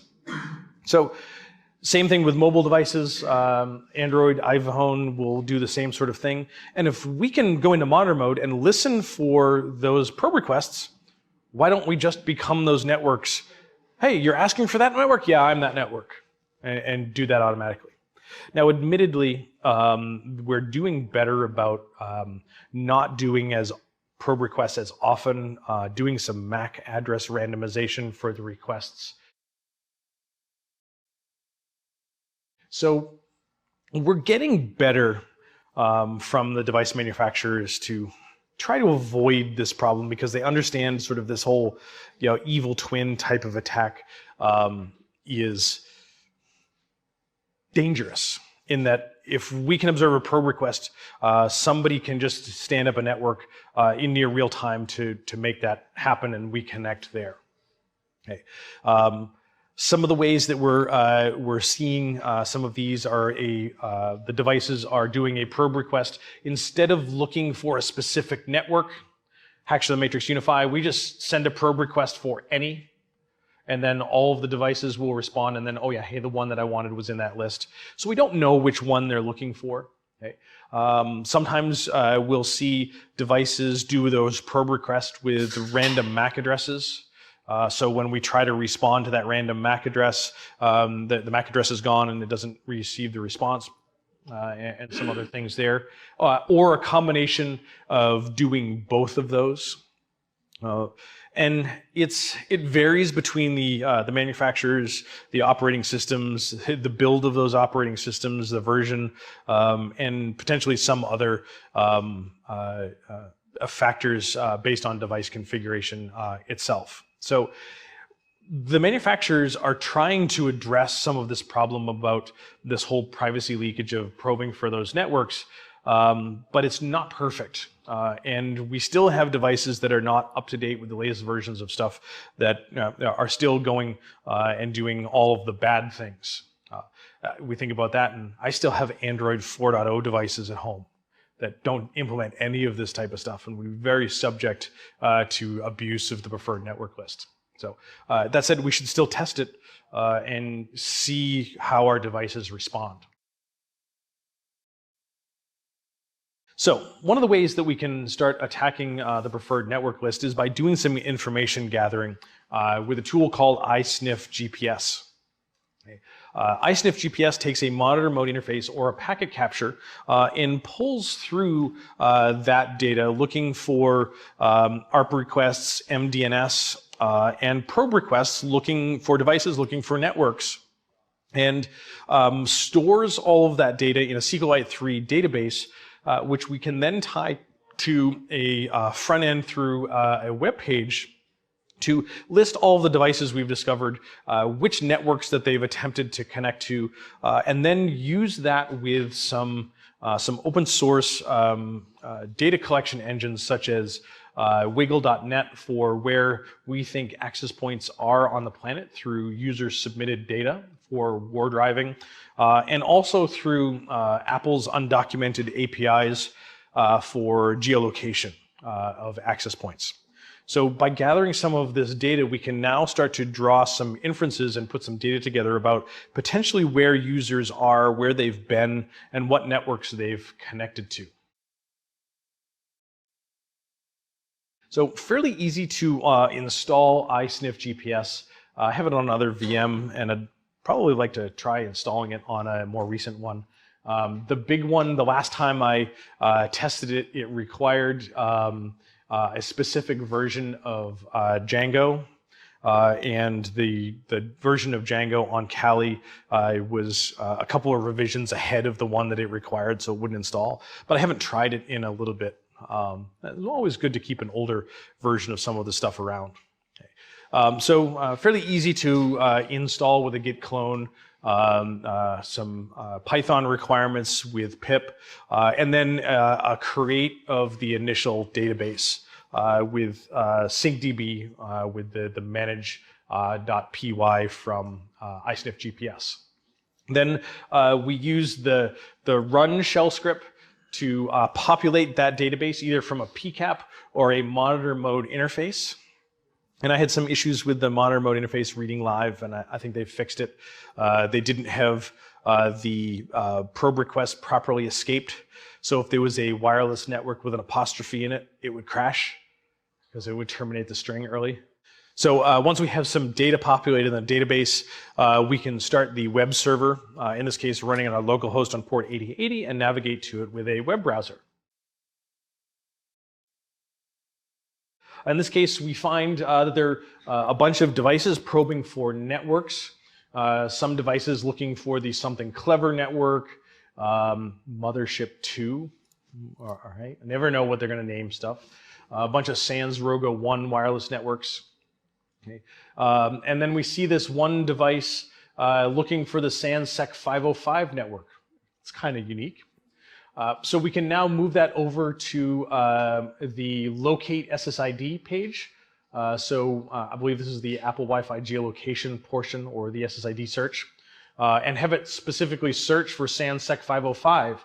And we'll query wiggle.net, which is user-submitted war driving data. So folks have gone around with stuff like Kismet with a GPS attached, and then submitted their results for where they saw access points to Wiggle, who has this massive database.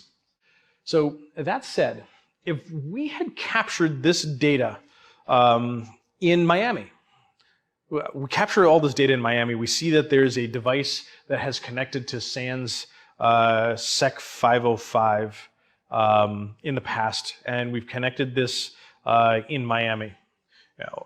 Let's say it was maybe a little bit more unique in that SANSEC 505 was my home access point, and we could see that it was at 190 Sawmill Road. But I captured this data like 10 minutes ago in Miami. What does that mean? The device that is normally at 190 Sawmill Road in Chepachet, Rhode Island, is now currently in Miami. What does that mean? That user is not at home. So this now gives us some opportunities. Maybe, one, they're not at home, so maybe they accidentally leave their laptop in the backseat of the car as opposed to the trunk, so we could steal it for some corporate espionage or something like that. Or maybe we call up a couple of our evil folks that we know in Rhode Island, and we have them go engage B&E at their home, and maybe their work laptop is sitting on their desk for corporate espionage or some of those other types of things. So we can start drawing all sorts of inferences about the transitional nature of devices and where we've captured them and potentially where they've been. Okay. Some other neat stuff is that the gentleman that wrote iSniff GPS also found through sniffing traffic from their iPhones that Apple has an undocumented API in which, if you know the MAC address of an access point, you can query Apple for that MAC address using this API, and it will return to you the latitude and longitude of that MAC address that Apple thinks it knows for their geolocation services, and 40 of its closest neighbors. So if you know a MAC address of an access point, you can ask, hey, where does Apple think this is on the planet? And Apple's database is really up to date because they have millions of devices in the field collecting that data that have Wi-Fi radios that listen to radio channels for Wi-Fi and have GPS latitude and longitude and can report that back. Yeah, Apple used to license that geolocation stuff from Skyhook, and they were paying tons of money for it, and they realized we have the capabilities to build this ourselves, so they did. Knowing that, a buddy of mine, Don Weber, and I created a tool to leverage Apple's undocumented API. So you could just give it a MAC address and it would return a latitude and longitude for that device. Ideally, what we want to do is we wanted to do what they refer to now as warshipping. We called it that at the same time. I wanted to take a device with Wi-Fi and ship it to one of our clients, so that when it arrived on their desk or the mailroom on Monday and didn't make it to their desk on Tuesday, I could start attacking their wireless networks. And what I found is that we needed to know when it got to location and start triggering those attacks. And we needed to do that by location, potentially. We wanted to make sure it was actually within the facility.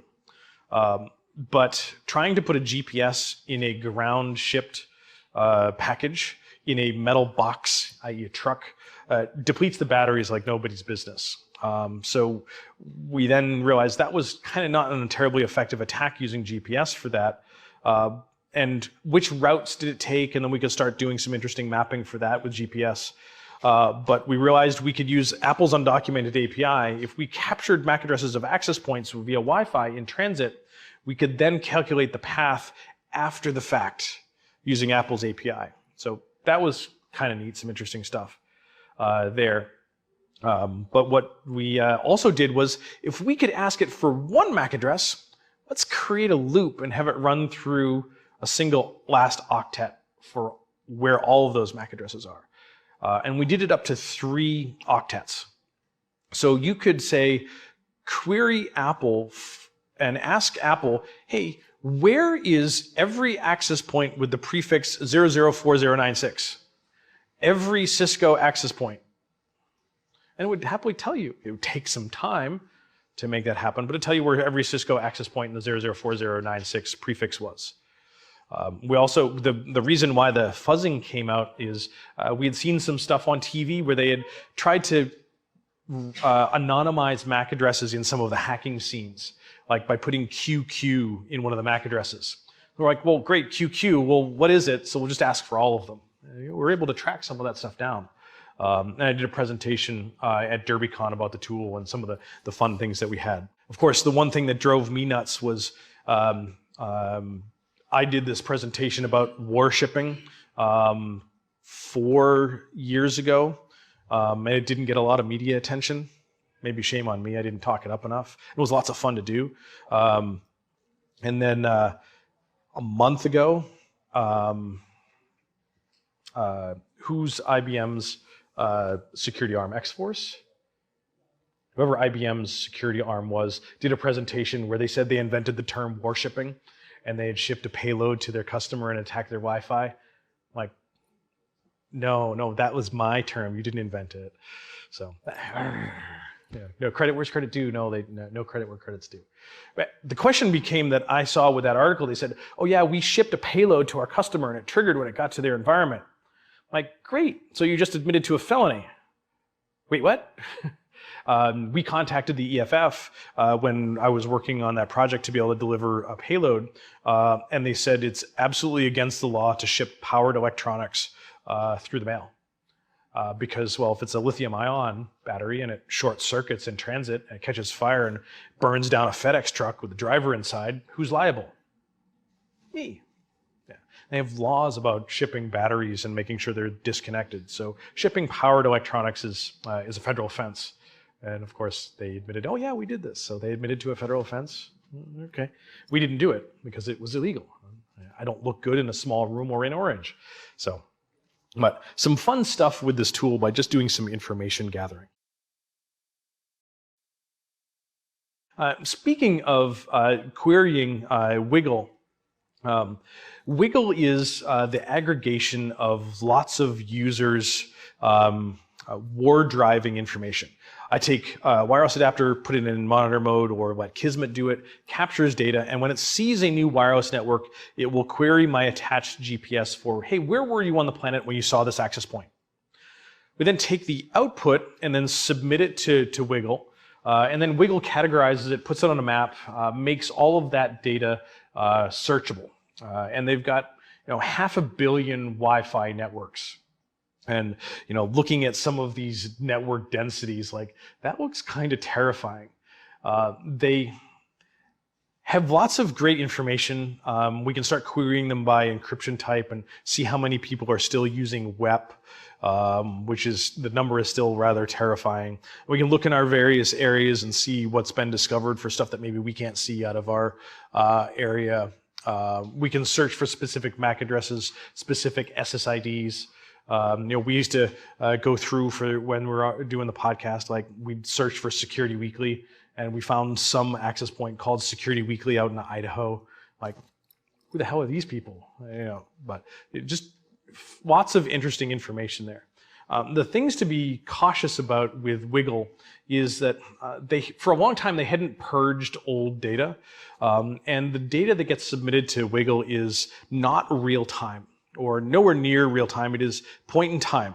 The Apple API stuff is really close to real time because they have active devices in the field, as it were, doing stuff all the time.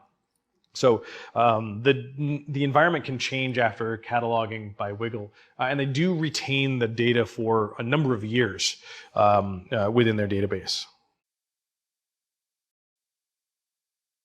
So if we can determine SSIDs, names of networks, and we can observe probe requests, why don't we just become those networks? Well, we can be smart about it and pick one network that we want to become that may be popular and get lots of devices to join. Or we could do the approach of I'm every network. And this was implemented in the Karma tool. That Karma would observe a probe request for a wireless network and then would immediately become that network and say, yep, I'm your network, connect to me. And then it would see another network that was being probed for and would become that network. So it could dynamically become any network that was probed for, regardless of whether that network existed, because we became it. I'm your Huckleberry. So with that, it would attempt to lure everyone to my evil network, and then instead of impersonating just one SSID, it impersonated every SSID that was being asked for. Now, Karma would only do the impersonation of the wireless network.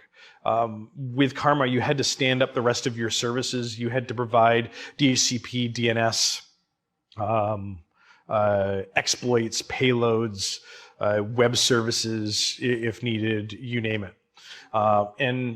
Dino Dezovi wrote Karma and said, you got to bring your own stuff. So you have to stand up your own things. And a couple of weeks later, he realized that he had a friend that had this software that could stand up all of these services called Metasploit. So he reached out to HD Moore and said, hey, HD, I got this cool thing. Wouldn't it be nice if we could put these two together? Like your chocolate's in my peanut butter. No, your peanut butter's in my chocolate. Dating myself again with some of these jokes based on the commercials, right? So what if we take Karma to answer for all the wireless networks, and Metasploit provides all of the services to exploit these clients? And we'll call it Karmetasploit. So some cautions with something like Karma-based attacks, where it answers for every network. It will answer for every network, and for every network in the environment, and potentially for stuff in the environment that you do not have permission to interact with and or exploit. So it will attempt to lure everyone.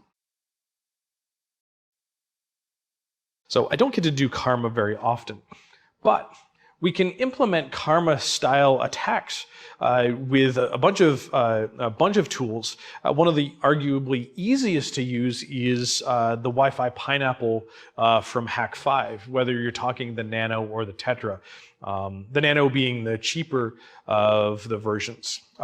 With their software on the Pineapple, we can do Karma-based attacks, but we can limit which clients and which networks that we want to actually answer for. Instead of just one, we can do many in a Karma-style attack. And that was a relatively new addition to their Karma functionality. I never used to be able to use a Pineapple in a pen test because it would do Karma attacks for everyone. And I'd go into an environment where I'd be looking to do Karma-based attacks, and I'd start exploiting mobile phones of the users, private mobile phones that I don't have any permission to test. So that became a little bit of an issue, so couldn't actually use it. But now that they provide some limiting to that, I can tailor my Karma-based attack to legitimate access points and clients. And of course, we can use the Pineapple, Tetra, or Nano to bridge that outbound to another network and provide actual network-based services outbound to the internet, so that we can now use other features within the Pineapple to do man-in-the-middle of traffic additional sniffing, or tie that to yet other systems to provide additional man-in-the-middle type tools that maybe don't exist on the Pineapple. So for this example, connect the Nano to a Windows system, and then connect our Windows system to another wireless network outbound, or maybe Ethernet, and bridge the interface from the Nano to our other connection outbound, so that now we can use our Windows system as man-in-the-middle to run Windows-based man-in-the-middle tools. And of course, one of the old school, still usable, is Kane from the Kane Enable suite on Windows to do traffic inspection on a Windows box and perform credential harvesting. And absolutely still works.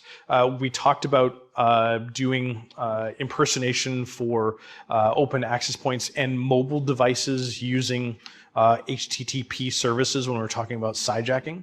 Absolutely still the case.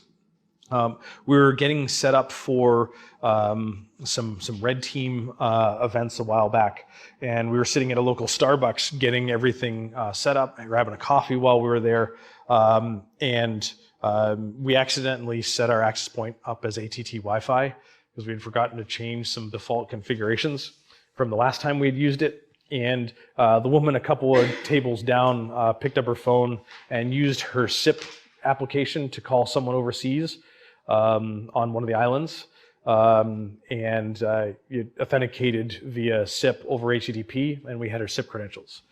This wasn't that long ago, so it still happens, and we were capturing it with Kane Enable because it recognized the credentials there. So while absolutely an older tool, sometimes the older tools just work.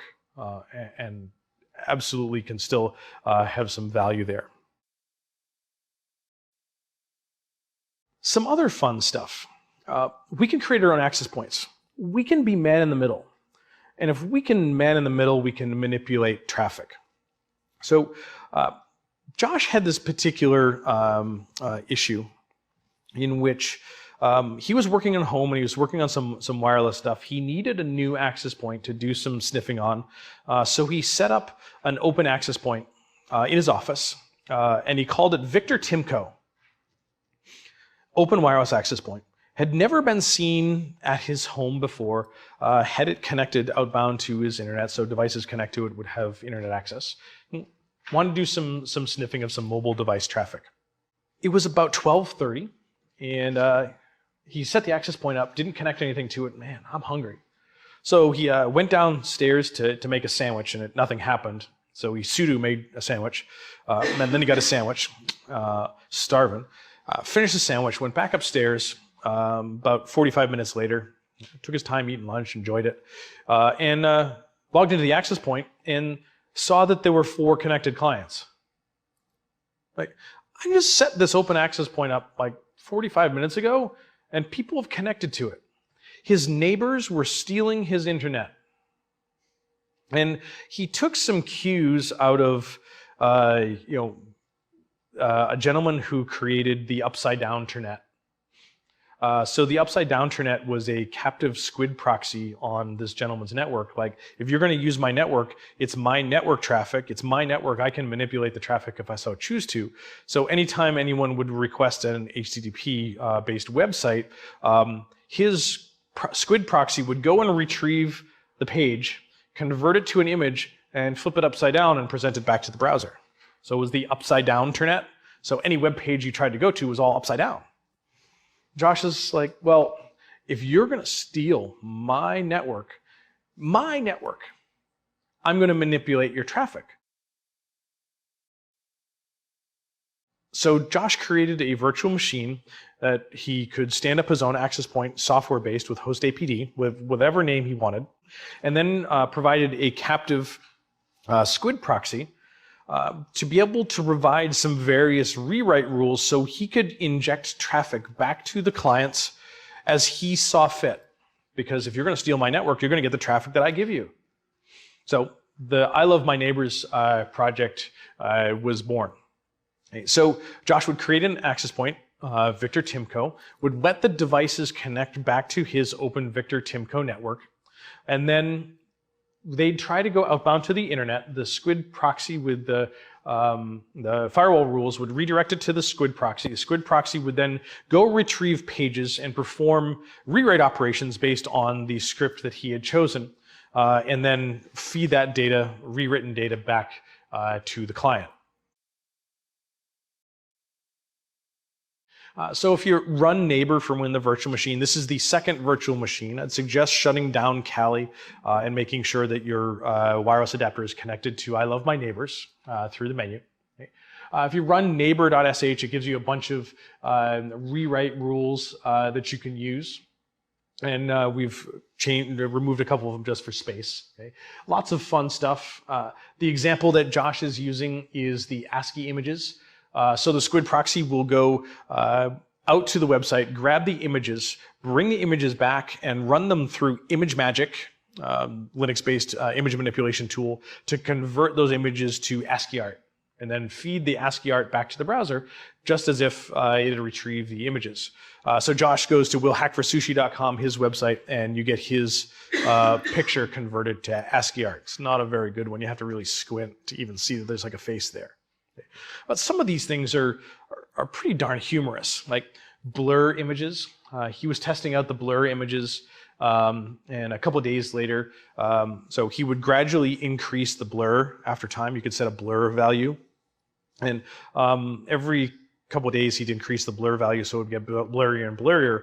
And after about day 3, one of the neighbors across the street, elderly couple, knocked on Josh's door and said, "Hey Josh, we know you do computer stuff, and we're wondering if you could give us some help. Our internet is really blurry."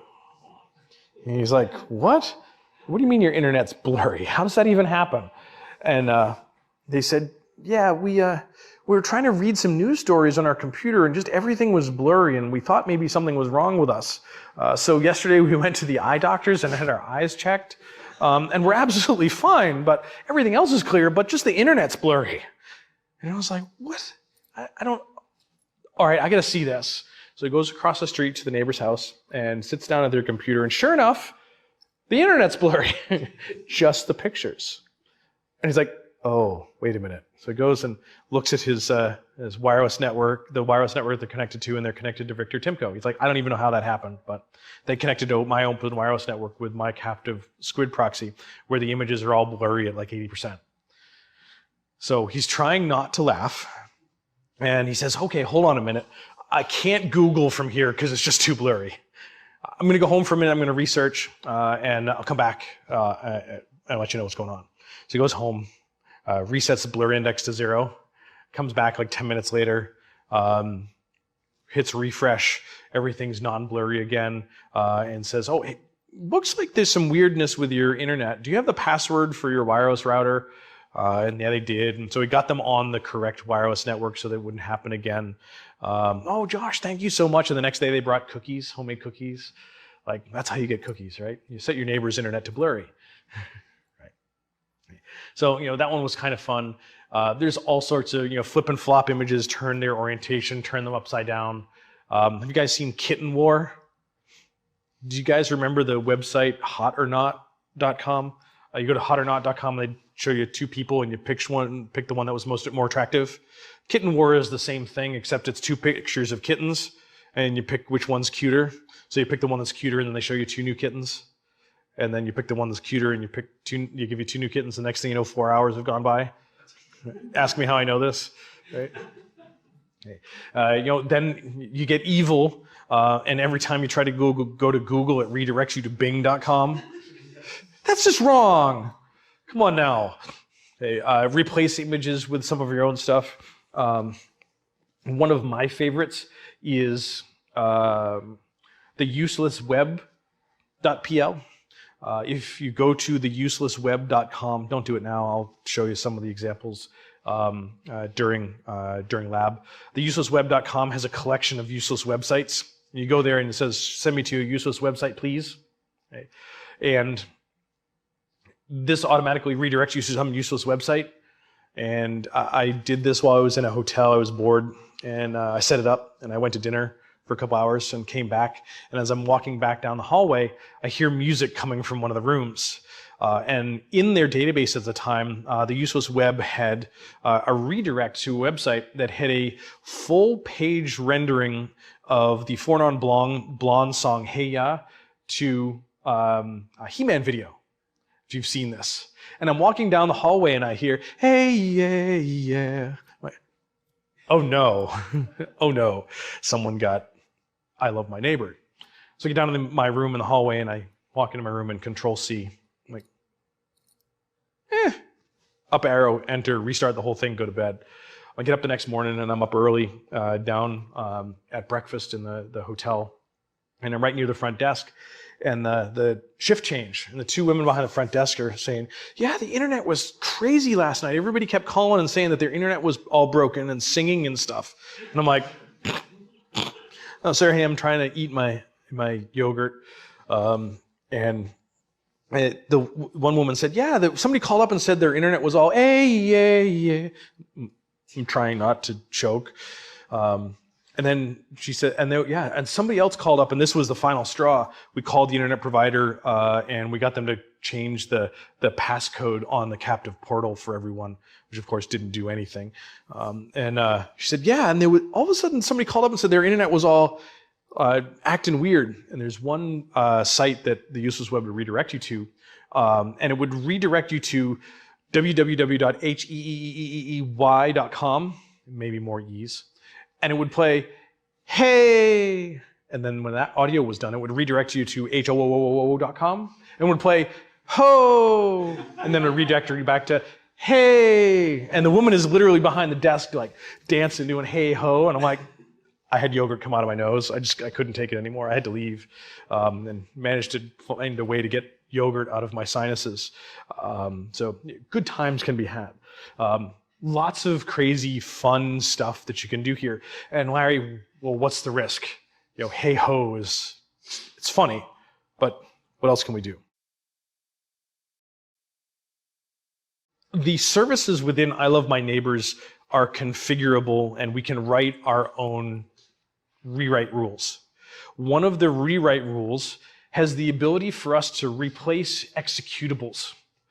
So if we observe a device connected to our network doing an HTTP GET request for a .exe file, rewrite it to pull a .exe off my local web server for one that I can control, and then I will send you my malicious executable.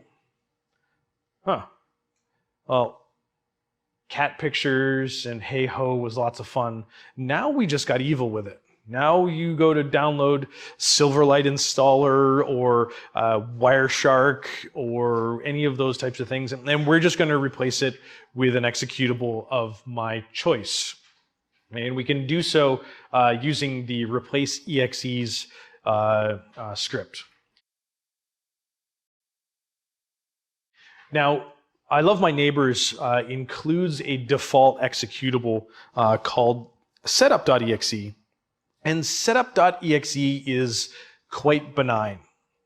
It is in fact a Windows application that pops up a window with a picture of Ryan Seacrest with pwned written across his face. I don't know what Josh's thing is with Ryan Seacrest, but he's not a fan. Okay? So the default setup.exe is quite benign, just shows you some funny image. But there's no reason we couldn't replace setup.exe with anything of our choosing. And we learned yesterday about using MSF Venom to create our own malicious interpreter payload as an executable. There's no reason we couldn't have our own interpreter payload here as well. So in this case, they're downloading the Silverlight 64 executable setup and was replaced with Ryan Seacrest. So we can use MSF Venom to create our own malicious executable, in this case using the interpreter reverse TCP payload connecting back to our Kali box on port 8080 with the format of an executable for the Windows platform, and running it through an encoder for Shikata Ganai to try to evade some antivirus, and sending that outbound to 32-bit x86 format, and then writing it to our setup.exe on our Kali system. Unfortunately, with I Love My Neighbors, it is a very lightweight, stripped-down Linux distribution, which just does I Love My Neighbors and the rewrite rules. So it doesn't include all of these additional TAC tools. So we need to generate the payload, the setup.exe, on our Kali workstation, and then move that over to I Love My Neighbors, which we can't drag and drop because I Love My Neighbors doesn't have a GUI. We have to go through a little bit of convoluted setup to potentially get that over there. I'd love to be able to re-implement the functionality of I Love My Neighbors within a package so that we could just install it on Kali. I've tried without a lot of success, and life got in the way, had other priorities. So that might be something fun to do. I'd wonder if going into, if anybody's going to do their gold paper for this class, potentially re-implementing I Love My Neighbors under Kali might be a good re-implementation project paper, or potentially even finding other tools that we could leverage the same attacks with that aren't I Love My Neighbors, and exploring the attack surface and the tools that could potentially make something like that happen. So create our payload in the previous slide, set up our handler within Metasploit so that we have something to connect back to on our Kali box, and then move our payload over to I love my neighbors and reconfigure I love my neighbors to use a network that we have chosen, something unique. And you guys are going to do the I love my neighbor stuff in lab, and I'll explain some caveats and some ways to have some better success. Okay. Once requested for an executable, it downloads our payload with our interpreter and potentially runs it, and we get a connection back. So we went from no Google, Bing, and kittens to malicious executables and potentially compromised systems. Okay, so lots of fun. Once we have our interpreter session, there's all sorts of fun stuff that we can do. We could replace this with any C2 that we wanted to, but interpreter sort of being the lowest bar that I think everybody's the most familiar with, and is still reasonable for us to gain some entry into some systems. So in this particular attack scenario, once we've got access to the system that is connected to I love my neighbors and had a malicious executable delivered to it of interpreter, we grab the info about the system, some process listing, and in this case we see that there's some Lenovo communications utility running and potentially others. But right now we're running as setup.exe. So if the user says, hey, my Silverlight install never happened, they do Control-Delete and they see setup.exe running, they might terminate it, saying, oh, well, clearly it didn't work, maybe need to download it again. And then there goes my session. So it's probably a good idea for us to migrate our session to another process. And thinking about this Lenovo one, if it's an actual Lenovo laptop, likely that it is, maybe we should migrate to a service that the user is less likely to terminate because it's something that they would expect. They say, oh, Lenovo communications utility, and they look down and there's a Lenovo sticker on their laptop. Seems legit. Okay. So we migrate to process 1300 for their Lenovo utility, grab a screenshot, see what the user is doing, see if it's a real machine or a virtual machine. It's a real machine. And then grab some hashes, maybe smart hash dump, in this case run hash dump, and we get the administrator hash, which we can then start cracking. Unfortunately, it's not a real hash changed to protect the guilty or the incident, because it's what?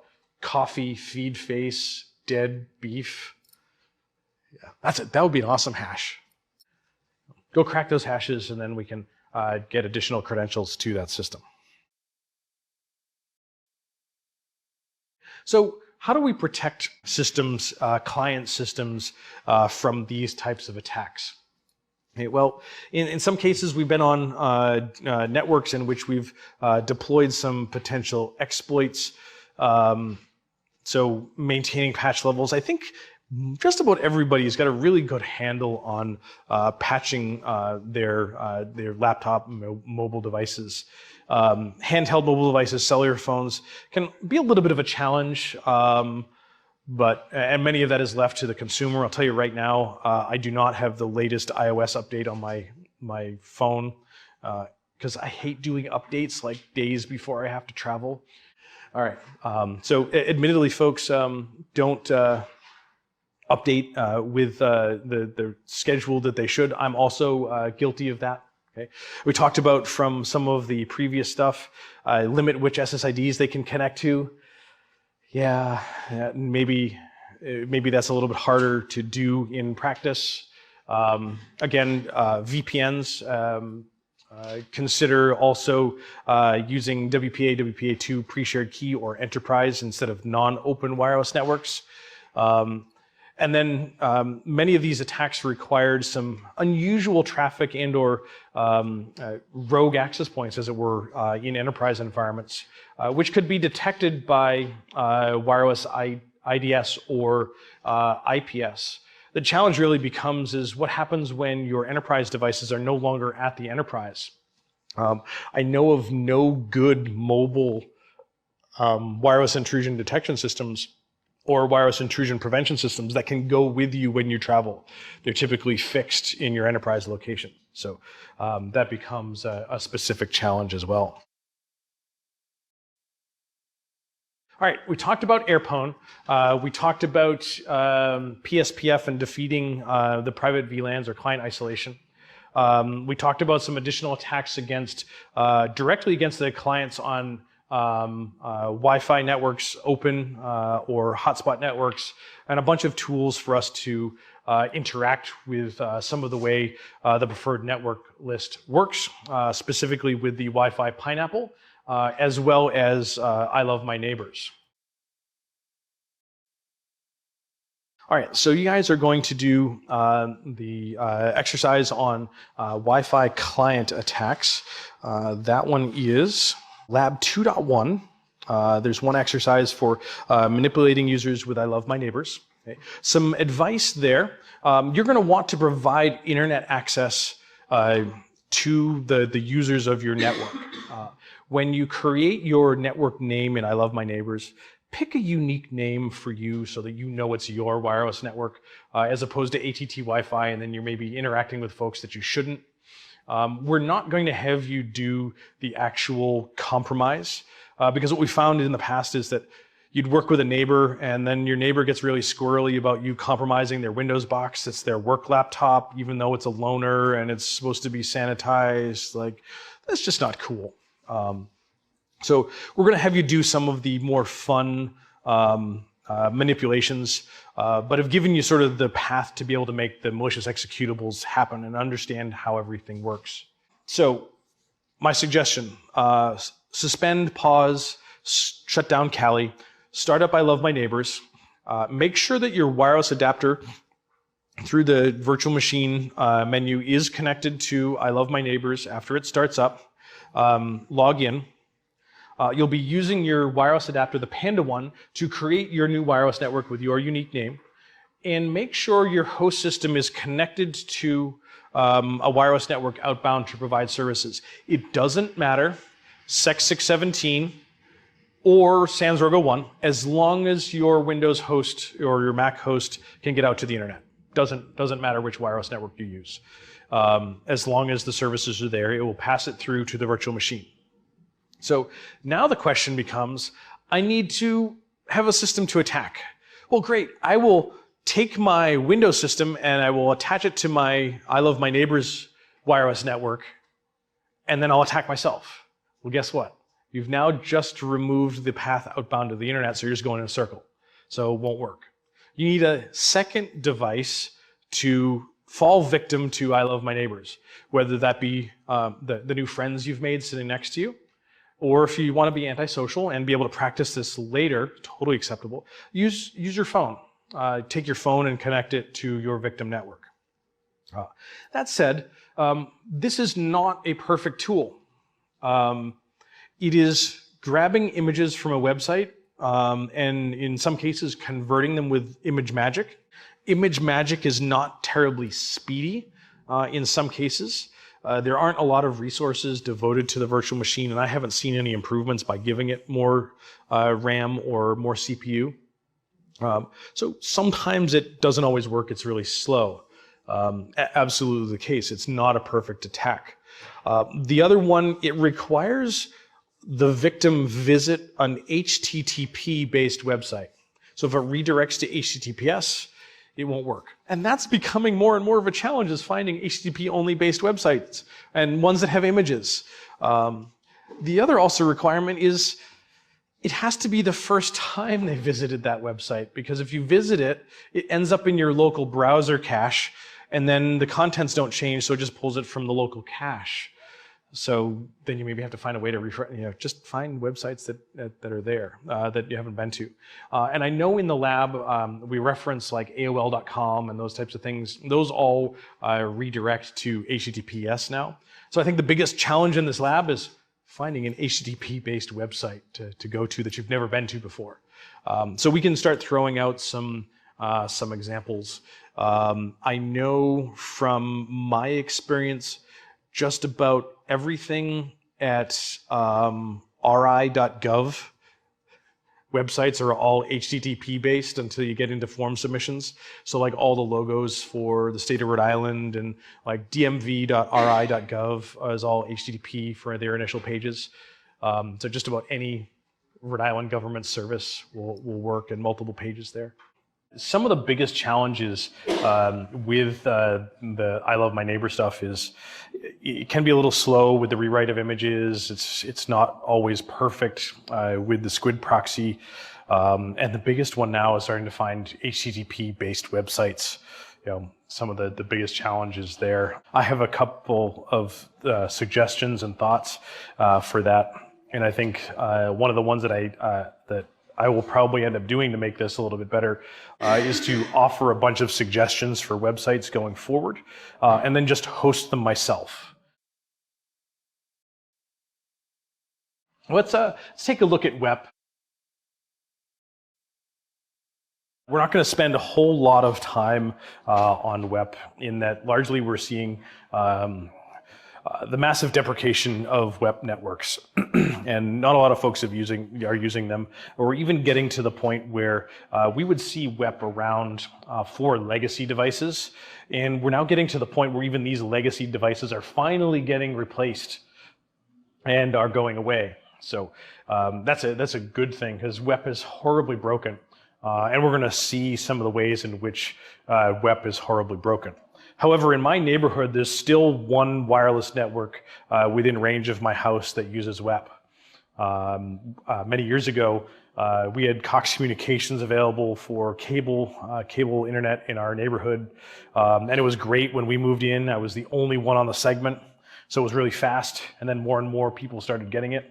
We live in the country, so it was a new thing, and then it got really slow, and then Verizon came in with Fios, and everybody jumped to Fios. And when everybody jumped to Fios, the Action Tech routers that they would deploy, the default configuration was Wep.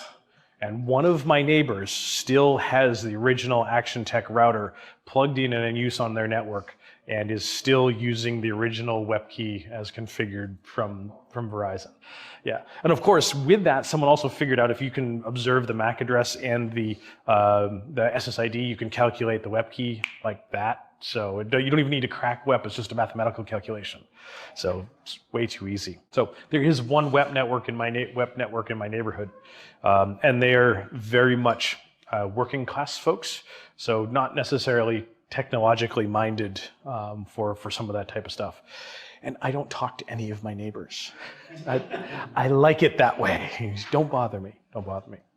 For us to take a look at Wep and understand where the failures are, we're going to look at some hashing algorithms and RC4 and determine sort of how some failures with the implementations for some of our hashing algorithms are, and some of the implementations of RC4.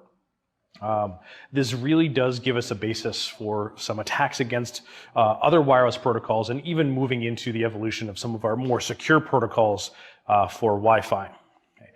So we'll look at some of the failures and attack for Wep. We'll do this pretty quick, and then we'll do some assessment on Wep network and get you guys to be able to do some Wep cracking from some packet captures.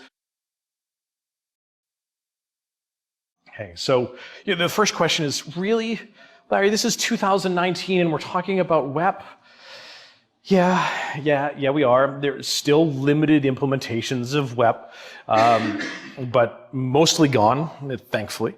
However, the lessons we can learn from the failures in Wep really give us a base for understanding some of the mathematical failures and some of the other issues that we not only see moving forward with WPA, specifically WPA with TKIP, and some of the other wireless protocols that we'll encounter, such as digital enhanced cordless telephony, Zigbee, and some of the NFC type of attacks as well. So knowing how to attack Wep is becoming of limited use, but it really gives us the base for understanding a whole bunch of other failures that have very similar types of implementation issues, and that are still very prevalent in our environment.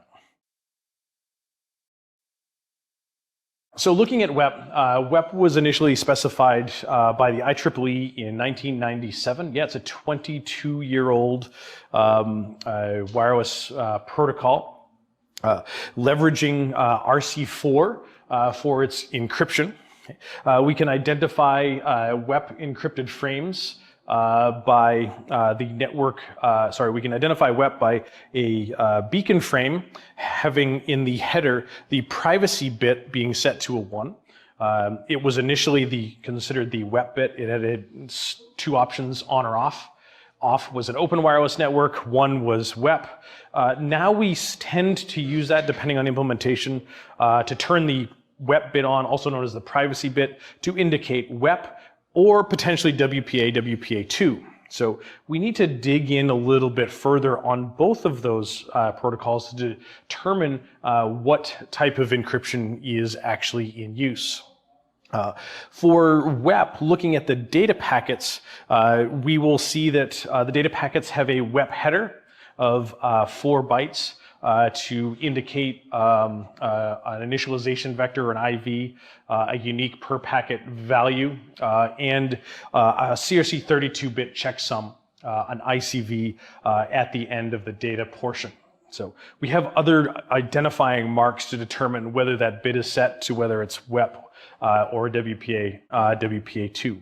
We were doing, my assessment just last week was actually kind of interesting. I stood up a rogue access point with WPA, WPA2 pre-shared key of a key that I had recovered to try to lure some clients. And their rogue AP detection went off and said that I had stood up a Wep network. Larry, why are you standing up a Wep network? Really? And I said, oh, you know what happened? The privacy bit is set, and your IDS saw that the privacy bit was set and automatically assumed that it was Wep. It didn't do deeper inspection into any of the traffic, likely because there wasn't any traffic to determine whether or not it was Wep or WPA. So it made some bad assumptions. Oh, okay, I get it. Now, the encryption with Wep does not apply to any of the beacons. It doesn't apply to any of the headers. The encryption only applies to the data portion, the payload portion of a data packet. So in this case, we do need to capture actual data packets to have data to analyze to be able to deduce Wep keys. In order for us to understand how we're conducting the encryption for that data payload, we need to understand a little bit about RC4 and how RC4 works, and also understand the XOR truth table. Is there anybody who's unfamiliar with the XOR truth table? Cool. I hadn't been familiar with it, and again, Math and Larry do not get along all the time.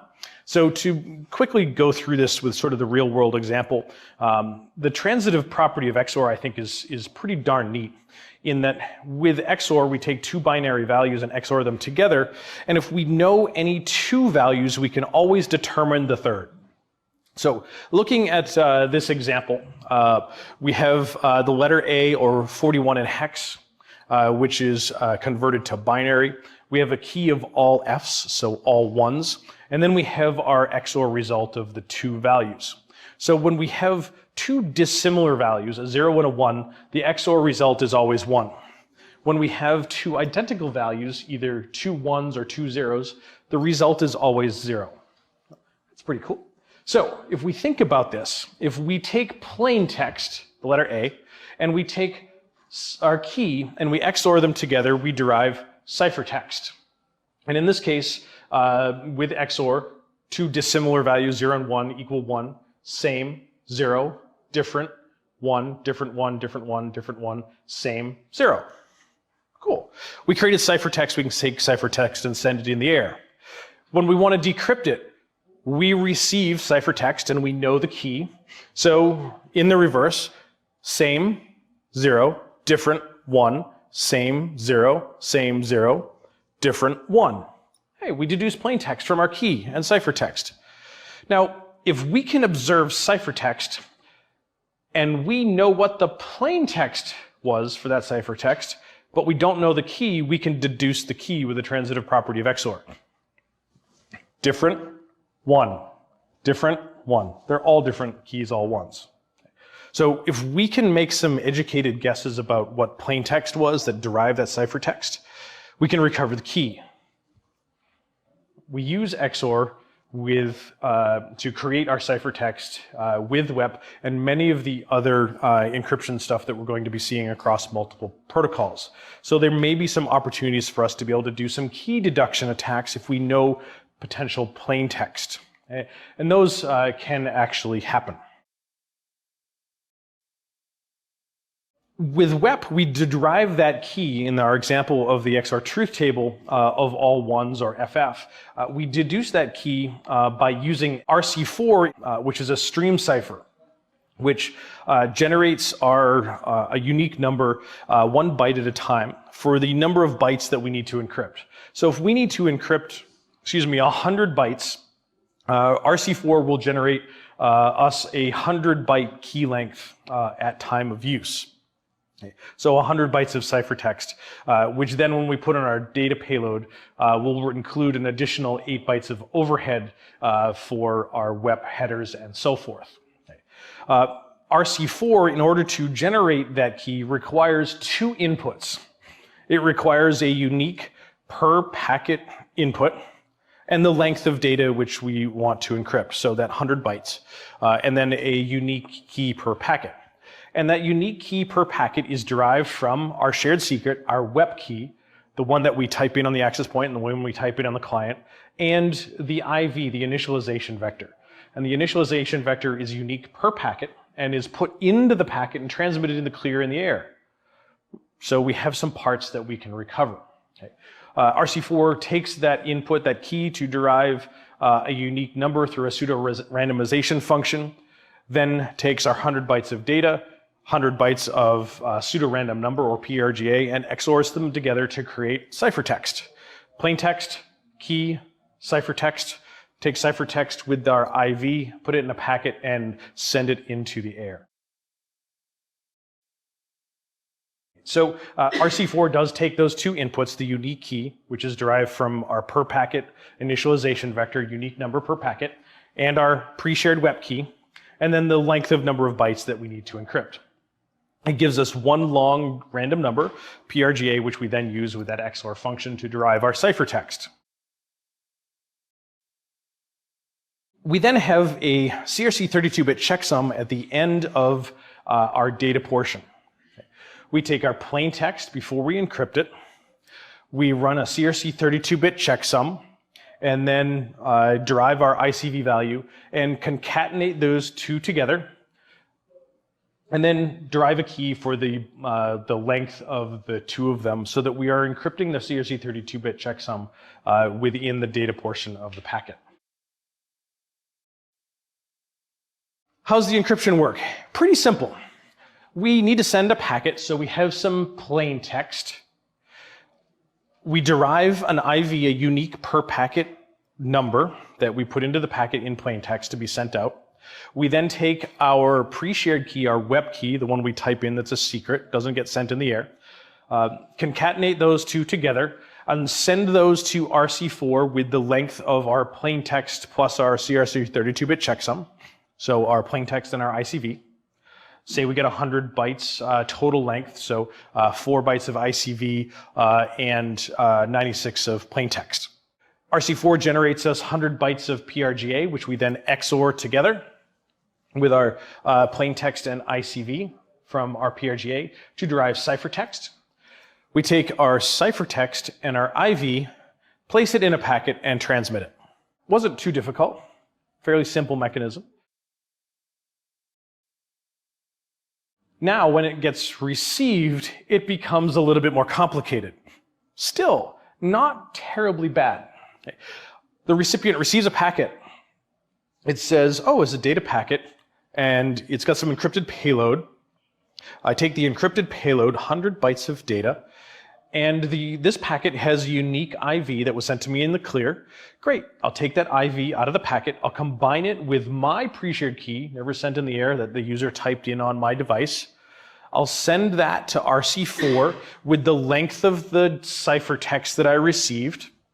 It will generate my 100 bytes of PRGA for my 100 bytes of ciphertext.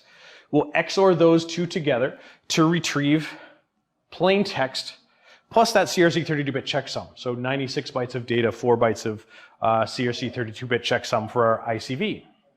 We split the two apart. We have our observed ICV, the one that came over the air.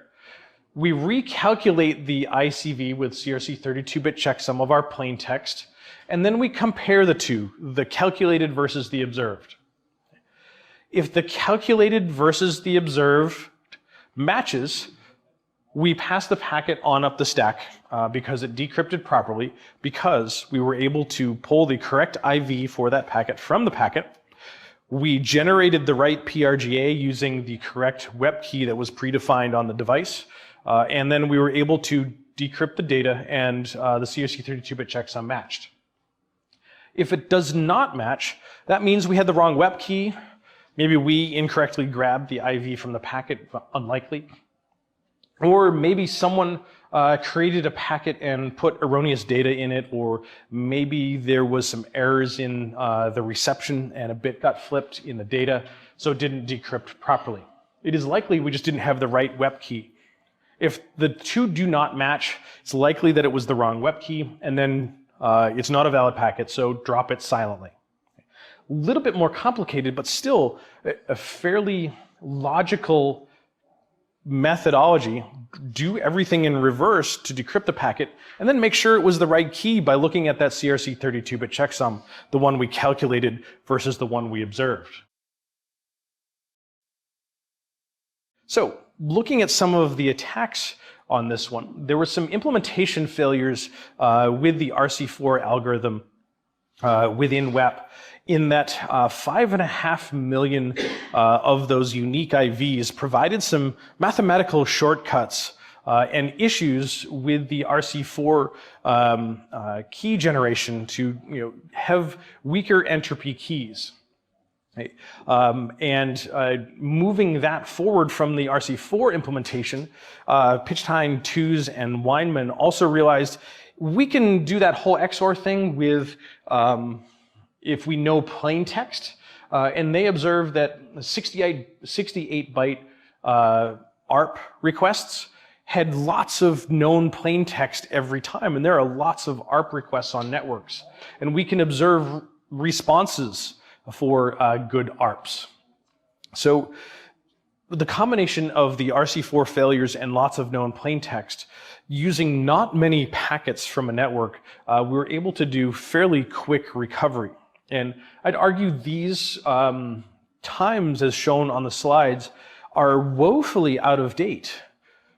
If we think about a 95% success rate with 85,000 packets, taking 128 seconds. The 128 seconds is not the time it takes to capture 85,000 packets. All depends on how utilized the network is. The 128 seconds was how long it would take to deduce the key. And with modern processors, that time is like 5 seconds for 104-bit, 128-bit WEP key. So some of the original figures for starting to do some of these attacks, 2 minutes with a lot of packets was still really darn good. Now with our computing speed, it goes a heck of a lot faster. I typically don't see anything run much over 30 seconds nowadays. Yeah, even with significantly fewer packets. We can implement this attack with aircrack NG. In this case, aircrack NG attempting to crack a key for a 64-bit WEP key as opposed to the 128. So even faster for shorter key length for our pre-shared key, our WEP key. And in this case, it recovered a key in hex, which most operating systems that I've ever encountered don't even need us to convert that back to any sort of ASCII. We can use that hex, and the systems know that you're entering that in the hex with the colons, and will work perfectly fine for there. And in this case, it found that there were, 152,000 packets roughly, and took a total of 15 seconds to recover the WEP key, not 128. Now, we had more packets, but still 15 seconds might even be considered slow. So We may end up on a network where we want those 40,000, 60,000, 85,000 packets because we need packets to perform those attacks, looking for weak IVs and potential ARPs. But that may take a lot of time to happen, especially on low utilization networks. So we have ways in which we can stimulate the network to generate traffic for us.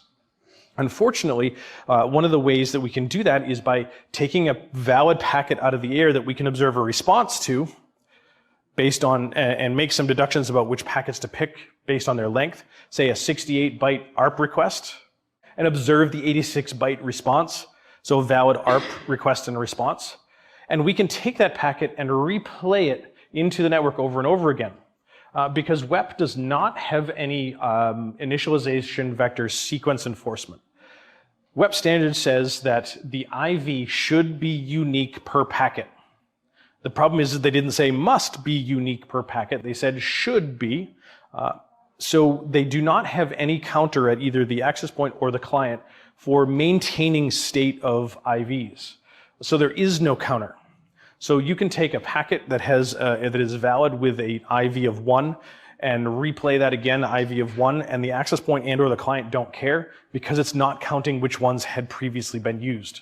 So there's no method for determining whether or not there are duplicates and there are any uniqueness. We don't even need any of the knowledge of the keys or the PRGA to retransmit this. It's just garbage in, garbage out. We're taking a packet and replaying it. And because they're not tracking the previously used IVs, it happily accepts that as a valid packet. So, some of those packets that we know for lots of plain text and we can observe them going into the network in valid responses, ARP, 68 bytes in length, with a destination address of broadcast, all FFs. Okay. We capture one, we see one go in, we observe a response, we take that packet and we replay it. It's still a valid packet, unmodified. IV is correct, decrypted properly on the far end because we saw our response. Just continue to replay that over and over again. And every time we replay that in, we get an 86-byte response. Hey, who has this address? Oh, I have this address. We capture that and replay it in. Hey, who has this address? Oh, I have this address. Who has this address? Oh, I have this address. Every time we get a response, hey, I have this address, that's a new packet into the air that the client potentially has generated or the access point has generated to say, hey, I'm a new packet, I have a new IV. And then we have a new packet with yet another IV. So we're sending in 1 and we're getting 2. We send in 1 and we get 3, and we send in 1 and we get 4. We send in 1 and we get 5, 6, 7, 8. So we are now collecting new unique packets with new unique IVs so that we can accelerate traffic generation on low utilization networks. How do we do so? We do so with Air Replay NG from the Aircrack NG suite.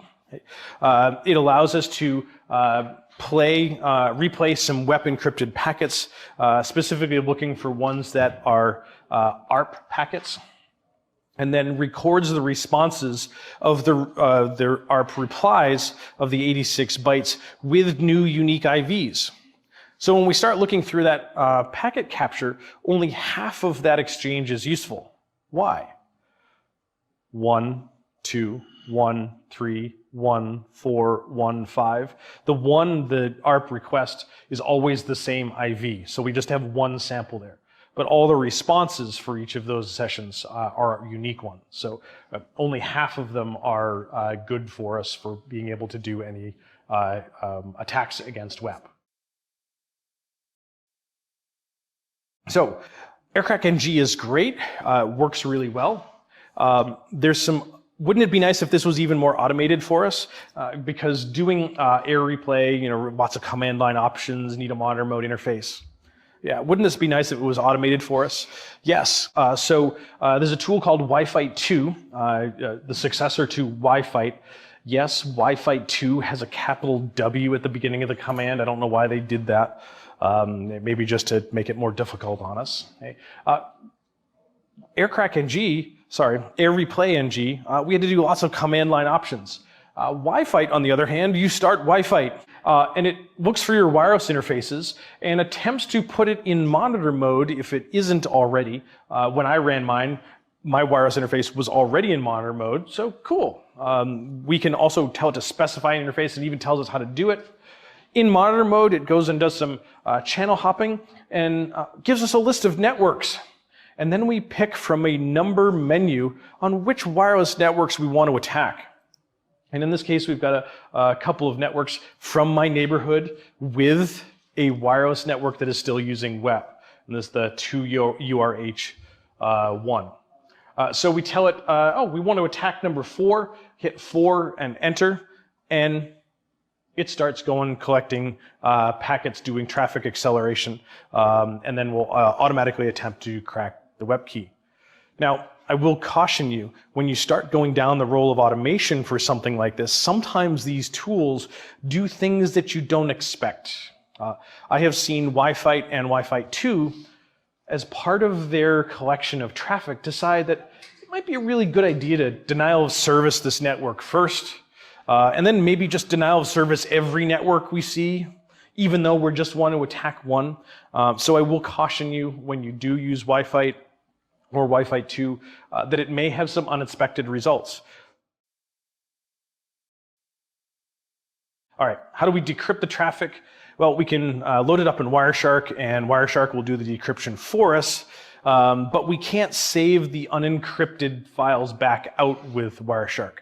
So we need some tools to be able to do that. And AirDecap NG with the AirCrack NG suite will do that. It will read in our encrypted file, find the WEP packets with the encrypted data portion, and we'll apply the key that we've recovered, and this is the same key from our previous steps. Decrypt those encrypted packets and write the plain text packets back out to a new packet capture with the -DEC delimiter before the extension. And then we can run that through any of our other tools that we so choose to.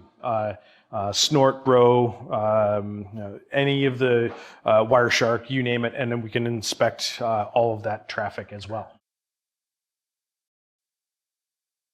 All right, so to sum up WEP, based on a faulty RC4 implementation that gives us some shortcuts for generating keys based on some weak initialization vectors, because there are so many IVs that are in use, trying to build a table to not use those becomes incredibly inefficient, so there's no way for us to sort of filter those out.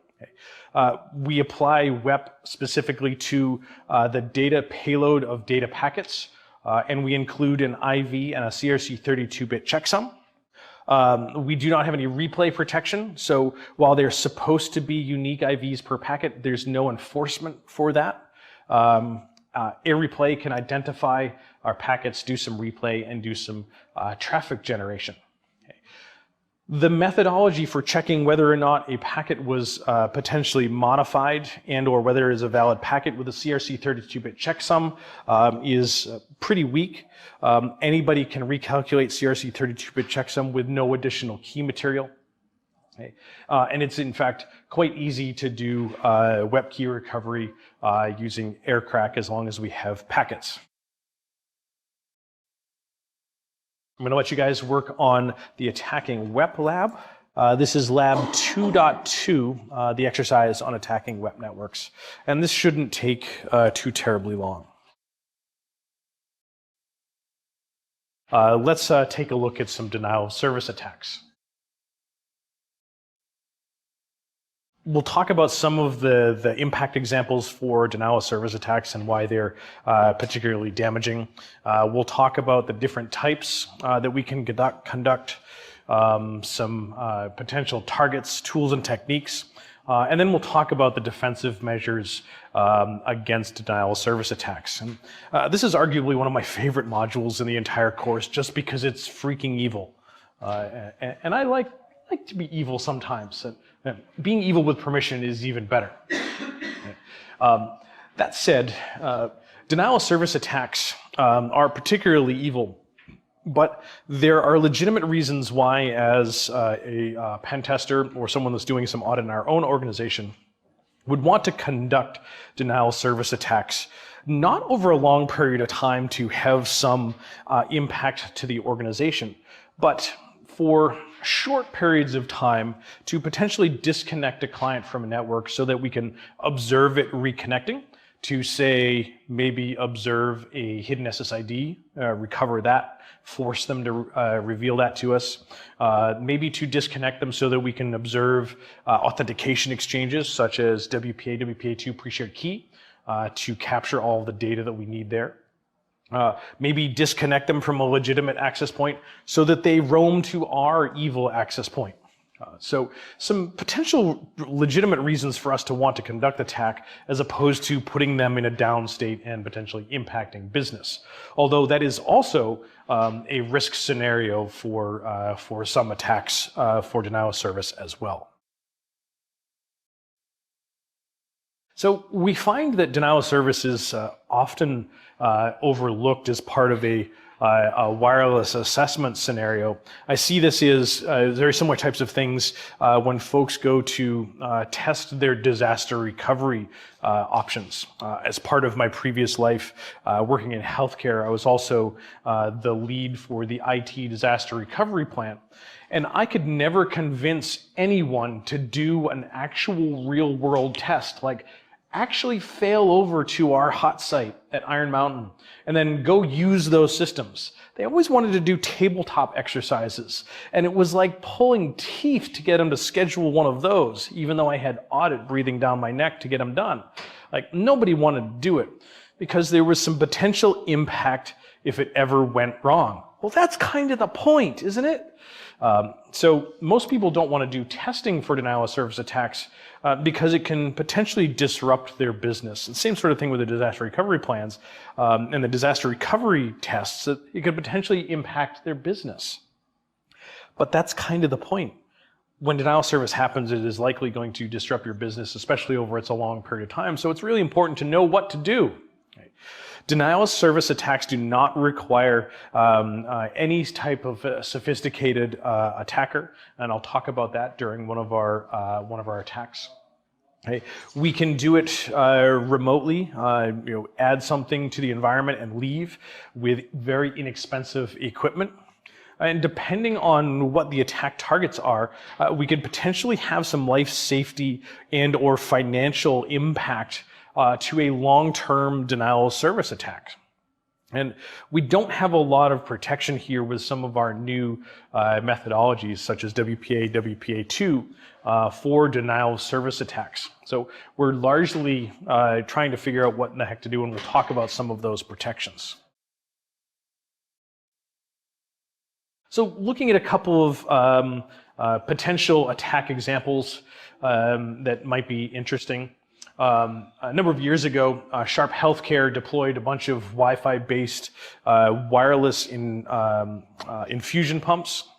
And in this particular installation, they were allegedly read-only. You could pull the device and get status from the device to see how much medication was left, what the dispensation rate was, what estimated time of completion was, and so forth. You allegedly did not have the ability to update settings on these devices, so you couldn't change the dispensation rate. It was strictly pull status of the device.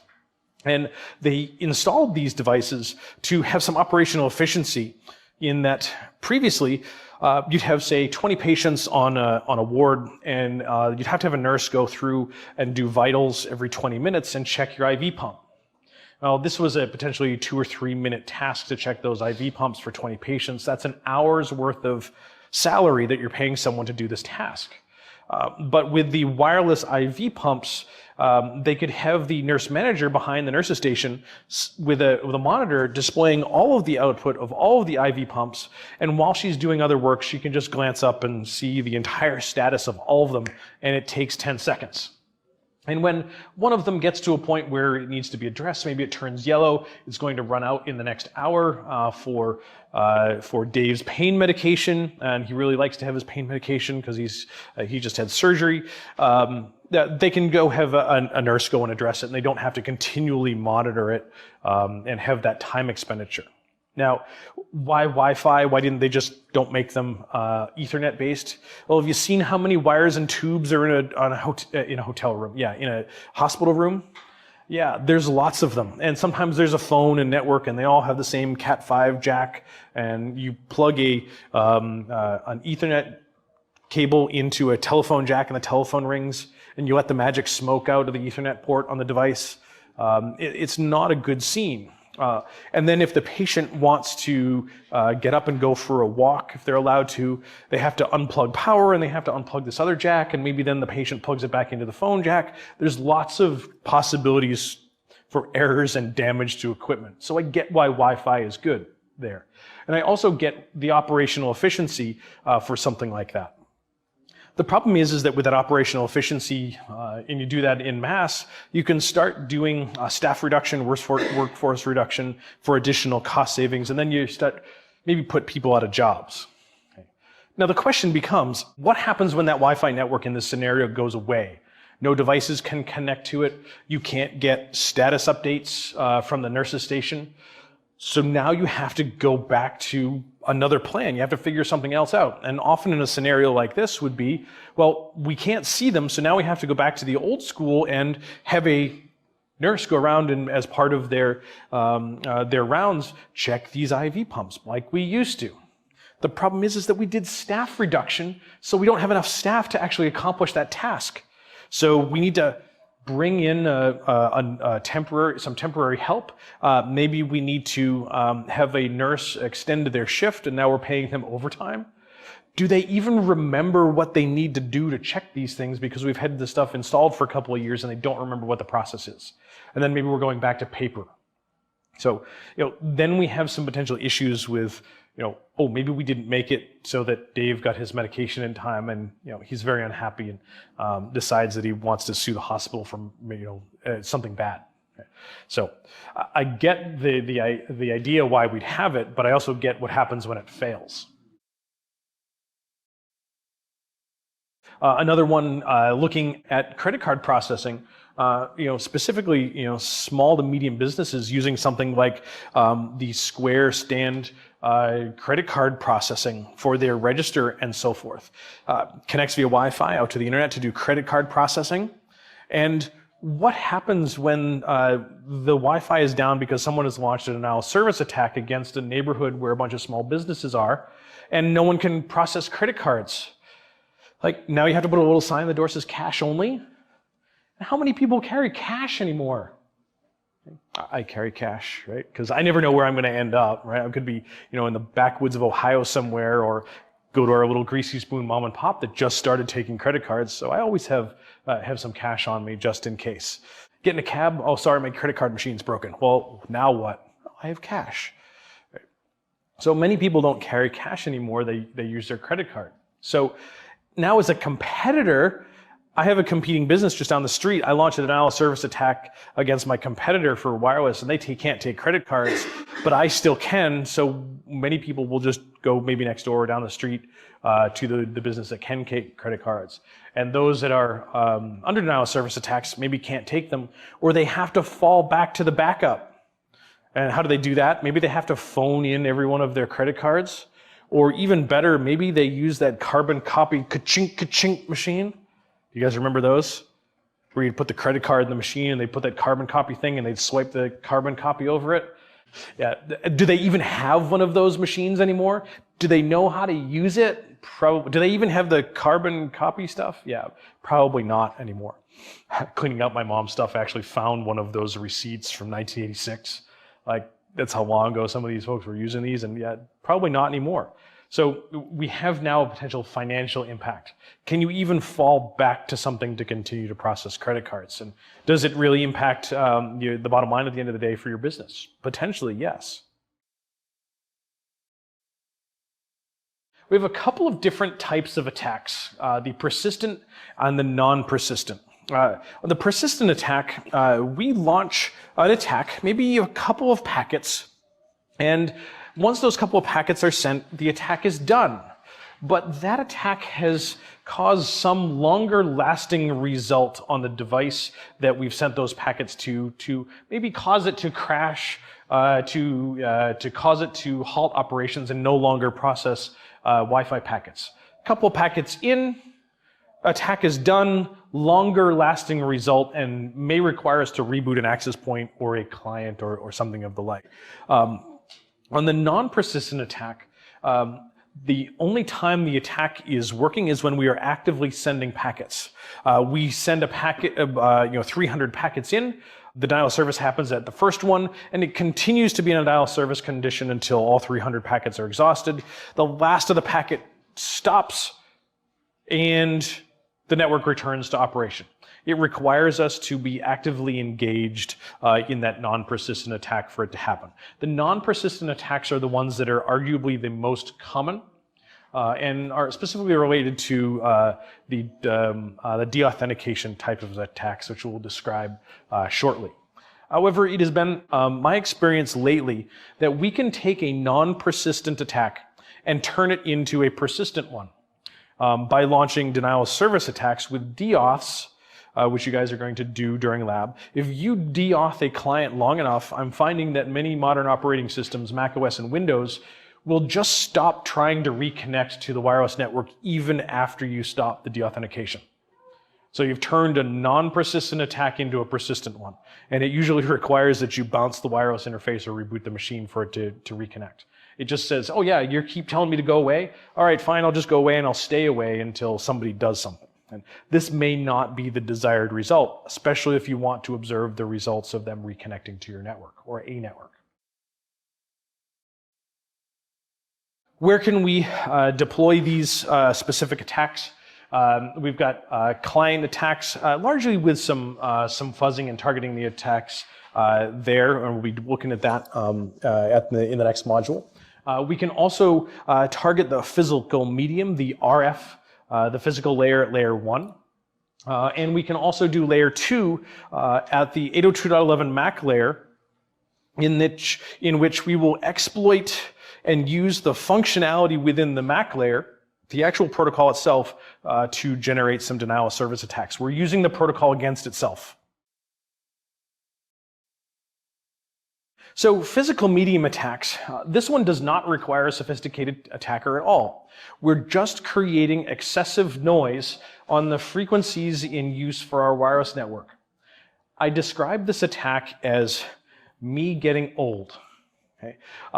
When I go out to dinner nowadays, go out to dinner with some friends, my wife and I will go with another couple, and the intent is for us to go out to dinner and have a pleasant conversation with our friends. And we go to the restaurant and we sit down, and the restaurant isn't terribly loud. Hey, how are your parents doing? How's work? How are the kids? Have you had any good gin lately? Tell me about some of these cocktails that you've been making.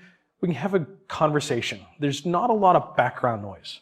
And that's a traditional Wi-Fi network. We have a couple of devices talking within the environment, and we can hear the conversation appropriately. When the denial of service happens in this environment, we create excess noise in the background, excess RF energy that is just garbage. And in the restaurant scenario, the table that we've been seated at is next to the stage where the live band will be playing in 10 minutes. So there we are sitting at the table and the live band gets on, and God, it's too loud. And now I'm trying to have a conversation with my friend sitting next to me, and the band is playing, and we're right next to the speaker. And hey, how's your mom? And he says, what? Hey, how's your mom? What? Retransmissions. Okay? I sent a packet in. They thought they got it, but they weren't sure, so they're asking us to repeat. Hey, how's your mom? What? So I put my ear closer. I turn up my power. I put my face closer to his ear. Hey, how's your mom? And he answers, oh, she's been dead for 2 years. And I think I hear, oh, she's doing great with 2 ears. I'm like, oh, well, that's weird. So I'm not hearing the conversation and I'm responding inappropriately. Because there's excess noise in the background, that live band, which means my legitimate conversation can't get through. So that's attack against the physical medium.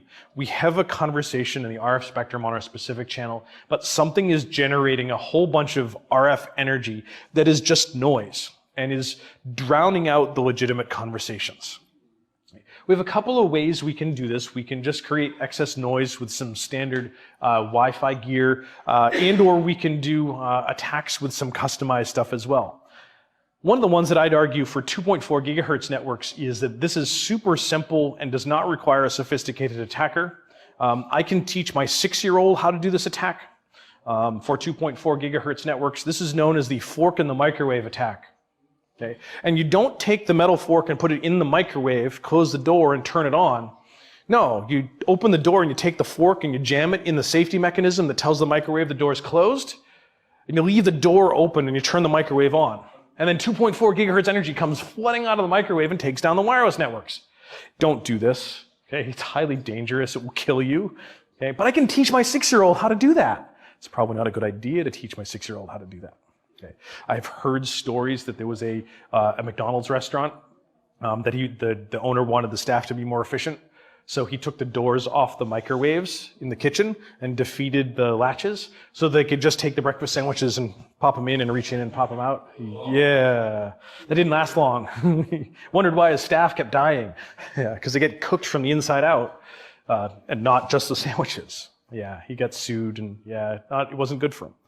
But same 2.4 gigahertz energy and creating excess noise in the environment with very simple tools. Okay? We can do it with a little bit more sophisticated tools that won't kill us. Okay? And wherever we are on that frequency and wherever the attacks are being conducted, it affects everything and not just one specific wireless network. One of the ways that we can do this is with a custom-built tool called the Wave Bubble. It's a battery-powered, wideband RF noise generator for a jammer, and it's programmable for which frequencies you want it to operate in, including cellular. The plans are available on the internet for free. And you have to order the parts and use like OSH Park to custom cut your boards or do it yourself with your own milling machine or something of the like. That's really where the expense comes, is from the acquisition of the boards. And it's gotten better in price for some of these. There's a lot of surface mount electronics. Has anybody surface mounted electronics with a standard soldering iron before? Yeah, it sucks, doesn't it? The smaller pitch you get, the more it sucks. Yeah, 0201. I'm old. I need like one of those massive magnifying glasses now. Yep, I haven't done the microscope yet for the 0201. I've just used the little nerdy glasses, as my kids call them, and I probably really need to go to the microscope. We can build the RF jamming stuff, and there's a reason why Lady Ada, Adafruit Industries, the creator of the Wave Bubble, does not sell the kits, but gives the plans away for free, because here in the US and in many areas of the planet have very similar rules. It is against the law to willfully or unintentionally perform RF jamming attacks. So creating intentional or unintentional interference. And our laws here in the US say no person shall manufacture, import, sell, offer for sale, or ship devices. It says you can still get a hold of them. Right? And you can build them your own, but well, is that manufacturing? The law is what it is. Okay. So I used to terrify my students. I had a cell phone jammer that I was able to acquire many, many years ago. And I'd say, yeah, it's illegal to do so even for cellular type of stuff. And each infraction is $11,000 and eventually 1 year in jail. So every time I turn this button on, it's $11,000. And well, so there was $11,000 and I hit the button again. And I'm like, oh, there's $22,000 and 2 years in jail. And I press the button again, there's $33,000. And the more I do it, the students are like, what are you doing? I'm like, guys, do you think there's a battery in here? No, look, there's no battery in here. It's not actually doing anything. So, but that's the point. I mean, it's illegal to do so. But that said, from the RF jamming attacks, if there's someone that is willing to take out your wireless network for non-ethical purposes, you know, what's one more law that they're breaking? So, and that said, with that, the RF jamming, if it's for short periods of time, and I'm not a lawyer, nor do I play one on TV, so don't consider this as legal advice, but based on my opinion and my observation, RF jamming attack, if you perform them for short periods of time, you are likely not going to get caught. And I say this because RF jamming has to be reported to the FCC. They don't have a habit of just monitoring the airwaves on RF energy all over the United States here for FCC. So it is a complaint-driven system. And they also require multiple complaints from multiple people or one person over longer periods of time for them to even investigate. And then they have to narrow down where it came from so they can tie it to an individual. That said, I still wouldn't chance it because we know it's illegal. But that said, the attackers may also exploit the same sort of loophole, knowing that short periods of time are likely to not get them caught. Okay, we have a bunch of different options for this stuff. We can repurpose 2.4 gigahertz transmitters. We can potentially get them other places. The one that drives me nuts with this is that they say we build a cheap Wi-Fi jammer, and jammer is in quotes, with a node MCU. This is the same device that I showed you on day one, the $1.40 device. It's not actually a jammer. It's actually exploiting the MAC layer, which is the next attack we'll talk about. The more common attacks are allegedly not illegal, based on the MAC layer at layer 2 by leveraging the protocol itself. So looking at the protocol itself, there are a couple of opportunities for us to leverage the functionality within the protocol to create denial of service conditions. And unfortunately, the way the protocol is written, in order for us to fix them, would drastically change the way the protocol is currently implemented, affecting potentially billions of devices across the planet, and getting those updates is a particular challenge. Okay. The big one that happens here, and largely with the unencrypted management frames, is that management frames have no per-packet authentication. There's no indication within a packet that the packet came from a specific source other than a MAC address, and those MAC addresses are observable in plain text and can be created on an attacker's system. So we can forge packets, and we have no way to confirm that that is in fact a legitimate packet. Forged packet from a specific MAC address comes across as legitimate. So we have no way to confirm that there was any other, there's no other way for us to tell whether it's fake or not. So looking at some of these attacks from the MAC layer, the first one being on an association flood or a resource starvation based attack against an access point. Effectively what we're doing is we're creating a bunch of requests to an access point saying, hey, I'd like to communicate with you, access point. Can I communicate with you? Hey, I'd like to communicate with you, and do that over and over again. The intent here is that an access point has an authentication identification table or an AID table. The maximum value in the specification for that AID table is 2007 devices. So what the intent here is to try to authenticate and associate to that access point more than 2007 times to fill that table. And when we fill that table, what happens to the 2008 device? Or the 2008 request from the same device? Well, you don't know, because each firmware and each manufacturer will treat that differently. Does it implement a ring buffer? Does the 2008 overwrite place number 1? And when place number 1 was a legitimate client?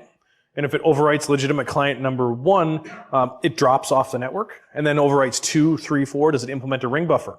Or does it not calculate that, hey, we've reached 2007, we've got another one, and we then put that in position 2008, 2009, 2010, which is out of the range of memory allocation that we've done. So we're overwriting portions of memory that we shouldn't have access to, a buffer overflow, as it were. And then we overwrite critical functions of memory, and the device crashes. And then maybe we have to go reboot it. Okay, so testing this, depending on how your access point will respond, will depend on firmware version, device manufacturer, model number, and how the manufacturer has chosen to implement the clearing of that table. We can implement that attack with the HWK tool to specify an authentication request with the --auth. And in this case, we're using our modern mode interface, Mon0, on channel 1, attempting to authenticate over and over again to a specific BSSID with a specific client MAC address and the SSID for that same network. So it attempts to authenticate to that network over and over again in an attempt to fill that AID table past the 2007 device limit and to see how it reacts. The most common one, I think, that we're all familiar with is the deauthenticate and disassociate flood. So device goes and joins the network, and there may be legitimate reasons for an access point to need to tell a client to leave the network. Maybe we're doing some traffic shaping and this one device is taking up too much bandwidth. Maybe we need to change channels because there's some interference here. So we're telling everybody to disconnect and rejoin another device. So a deauthentication, telling a device to leave the network, has some legitimate use. But from an attack perspective, because of the no per packet authentication for management frames, an attacker can spoof a packet into the air with the source of the MAC address of the AP. Hey, I'm the AP. Client, go away. Send a deauthentication disassociation request. Okay. We can also do that from the access point as opposed directed to one individual client by their MAC address. We can send that deauthentication to broadcast, FFFFFFFF. And then all of the clients go away. So fairly easy to do by spoofing packets from the source MAC address of the access point and sending those to clients. Now we've seen in the past that some drivers will ignore broadcast deauths.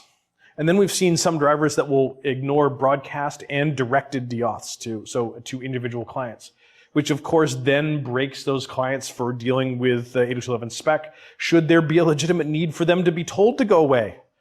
So largely now I see clients that happily accept broadcast and directed deauths. So they've sort of reversed that as well. All right, let's take a look at how this is working. Okay, we have a client and an access point, a station and access point. Turns on its wireless adapter, finds the wireless network that it wants to join. It does an authentication request to the access point. And let's say it's an open network, so everyone is authenticated. The access point says, yep, sure, everyone's allowed. Authentication response of okay. Great. Client says, hey, access point, you're the one with the most signal strength. I've already communicated to you. Can I send my traffic to you, specifically hardware access point in the front of the room? Associate request. Access point says, yeah, I've only got one or two other clients. I don't have a lot of bandwidth. Absolutely. You can send your traffic to me. Associate response.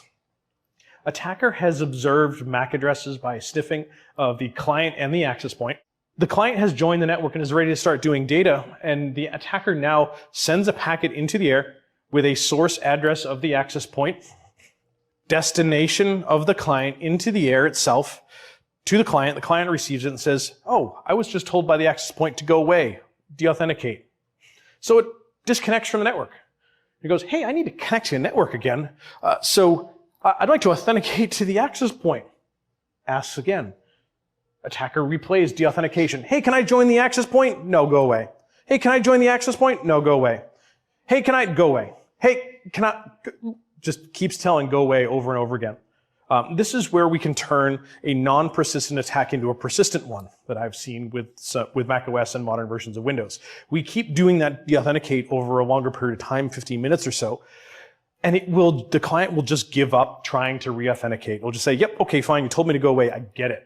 I'm going to stay gone, and then requires some interaction on the device itself. One of the ways we can do so is with a tool called file to air. it will take a binary blob and replay it into the air, and will overwrite some of the portions of that binary blob for source and destination MAC address. That binary blob is a single packet PCAP file that we can take any type of packet out of a Wireshark, select one packet, export a single packet, export selected packet bytes into a file, and then we can overwrite source, destination, and so forth with file to air from the command line. I find file to air to be a little bit less reliable than some of the other methods, but it's good to have options because we can use file to air to inject not just deauth packets, but any other packet that we can modify the headers for as well. Here's an example of file to air using TCP dump to capture a packet on Mon0.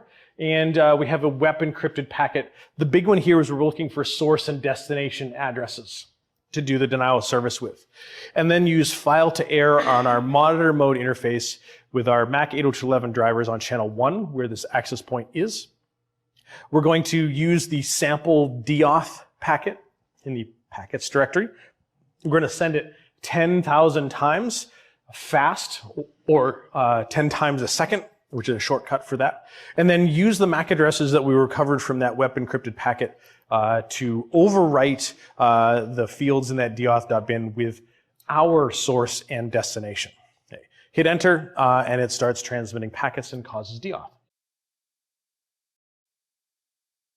So AirReplay NG will do this a little bit more automated fashion for us using the --deauth attack. AirReplay with the AirCrack NG suite. And in this case, we're using AirReplay NG doing a deauth attack to send 10 deauth packets to the Something Clever network on Mon0. And in this case, it is doing it to broadcast.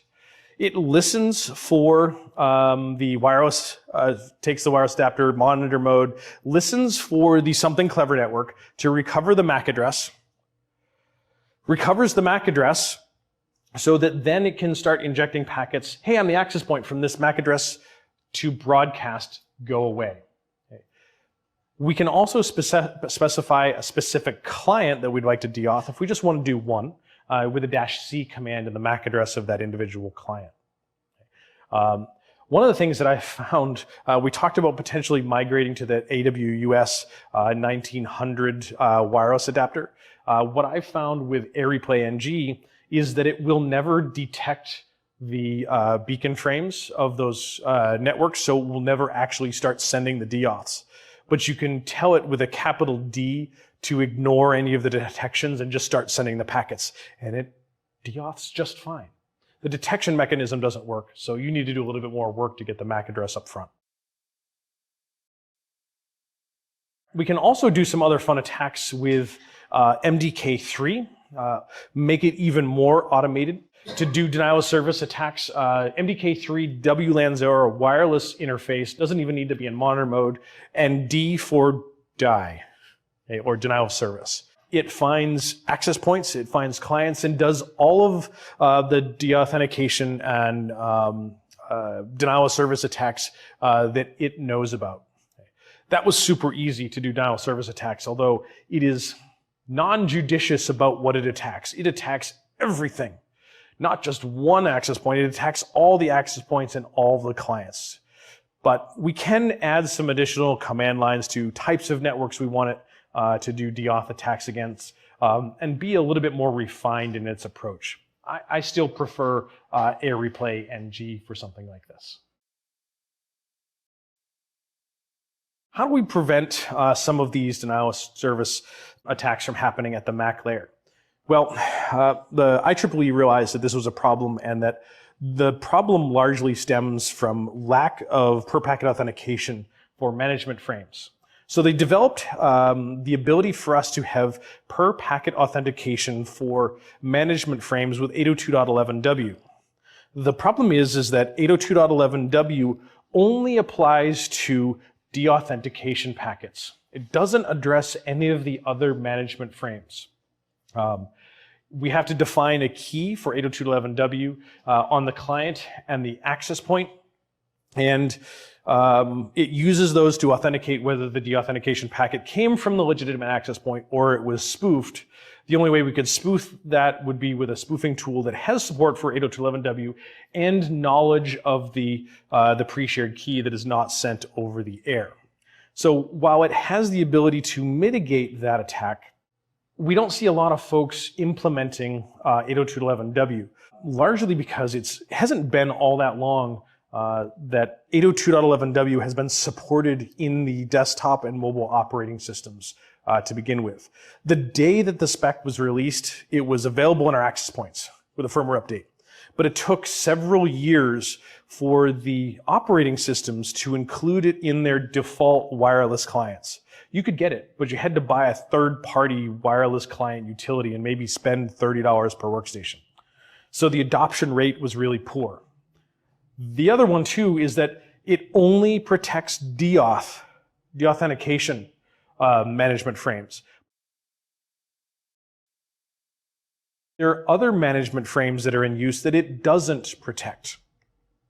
And of those other management frames, we can also do denial of service attacks unprotected by 802.11w. The first one is the beacon DS set denial of service attack. So what do? Our clients, as they're operating in the network, observe the continued beacons of, hey, I'm an access point, my name is, I have these supported rates, and I'm on channel 6. There may be a reason for that access point to change channels during the middle of its operation, like Cisco Clean Air type of stuff. Like all of a sudden there's some interference here, so we're going to move over to channel 11. Hey, why don't you come follow me? Hey, I'm an access point. My name is, I'm on these rates, and I'm moving to channel 11. Okay. Also some other stuff, we see beacon frames for these access points. If it's on channel 6, we'll see them on 11 and 3 and 5 and so forth, saying, hey, I'm an access point, and if you want me, I know you caught me on channel 7, I'm over on channel 6. So go tune to channel 6 and we'll connect there. So with that, if we can create a packet appearing to come from an access point as a beacon with a different channel number. Hey, I'm an access point. My MAC address is the same one as the real access point. And the real access point is on channel 6. My spoof frames say channel 11. So the client says, oh, I was on channel 6 communicating just fine with the access point. I see a beacon frame. It moved to channel 11. So it goes over to channel 11. Bueller, Bueller, Bueller. Oh, hey, you're not there. Oh, beacon frame, it's on channel 6. Moves back over to channel 6. Bueller? Bueller? Oh, hey, there you are. You're on channel 11. Because it receives another spoofed beacon DSS DOS frame. So it moves back to channel 11. The whole time it's moving, it can't send data. Not protected by 802.11w. Okay. This is one of those times where file to air might be interesting if we can capture a beacon frame and change the channel, or a beacon frame on a different channel and change the source destination MAC addresses with something like file to air. That also said, with this one and the next attack, I have some code with Scapy in my GitHub repository at github.com/hacksofthematrix to implement the beacon DSS denial of service and the next attack that we talk about. And it's one of the few places you can actually find, quote, exploit code for this stuff.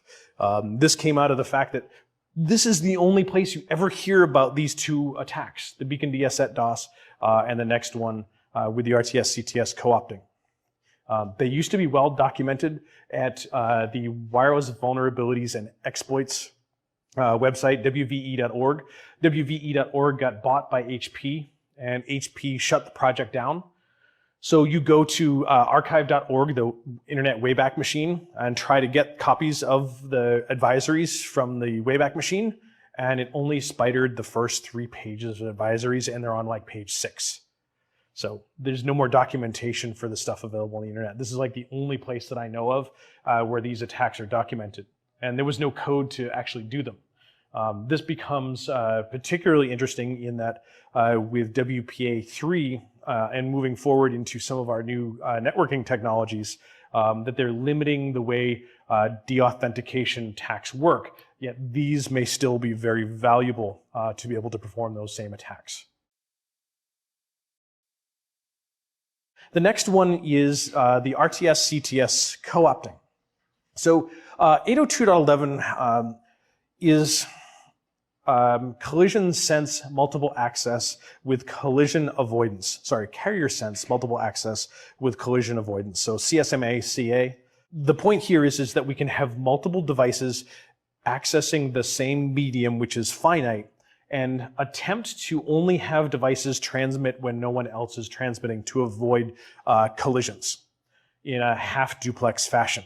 So only one can transmit at a time, and we have two methodologies for mitigating these collisions so that only one device is transmitting at a time.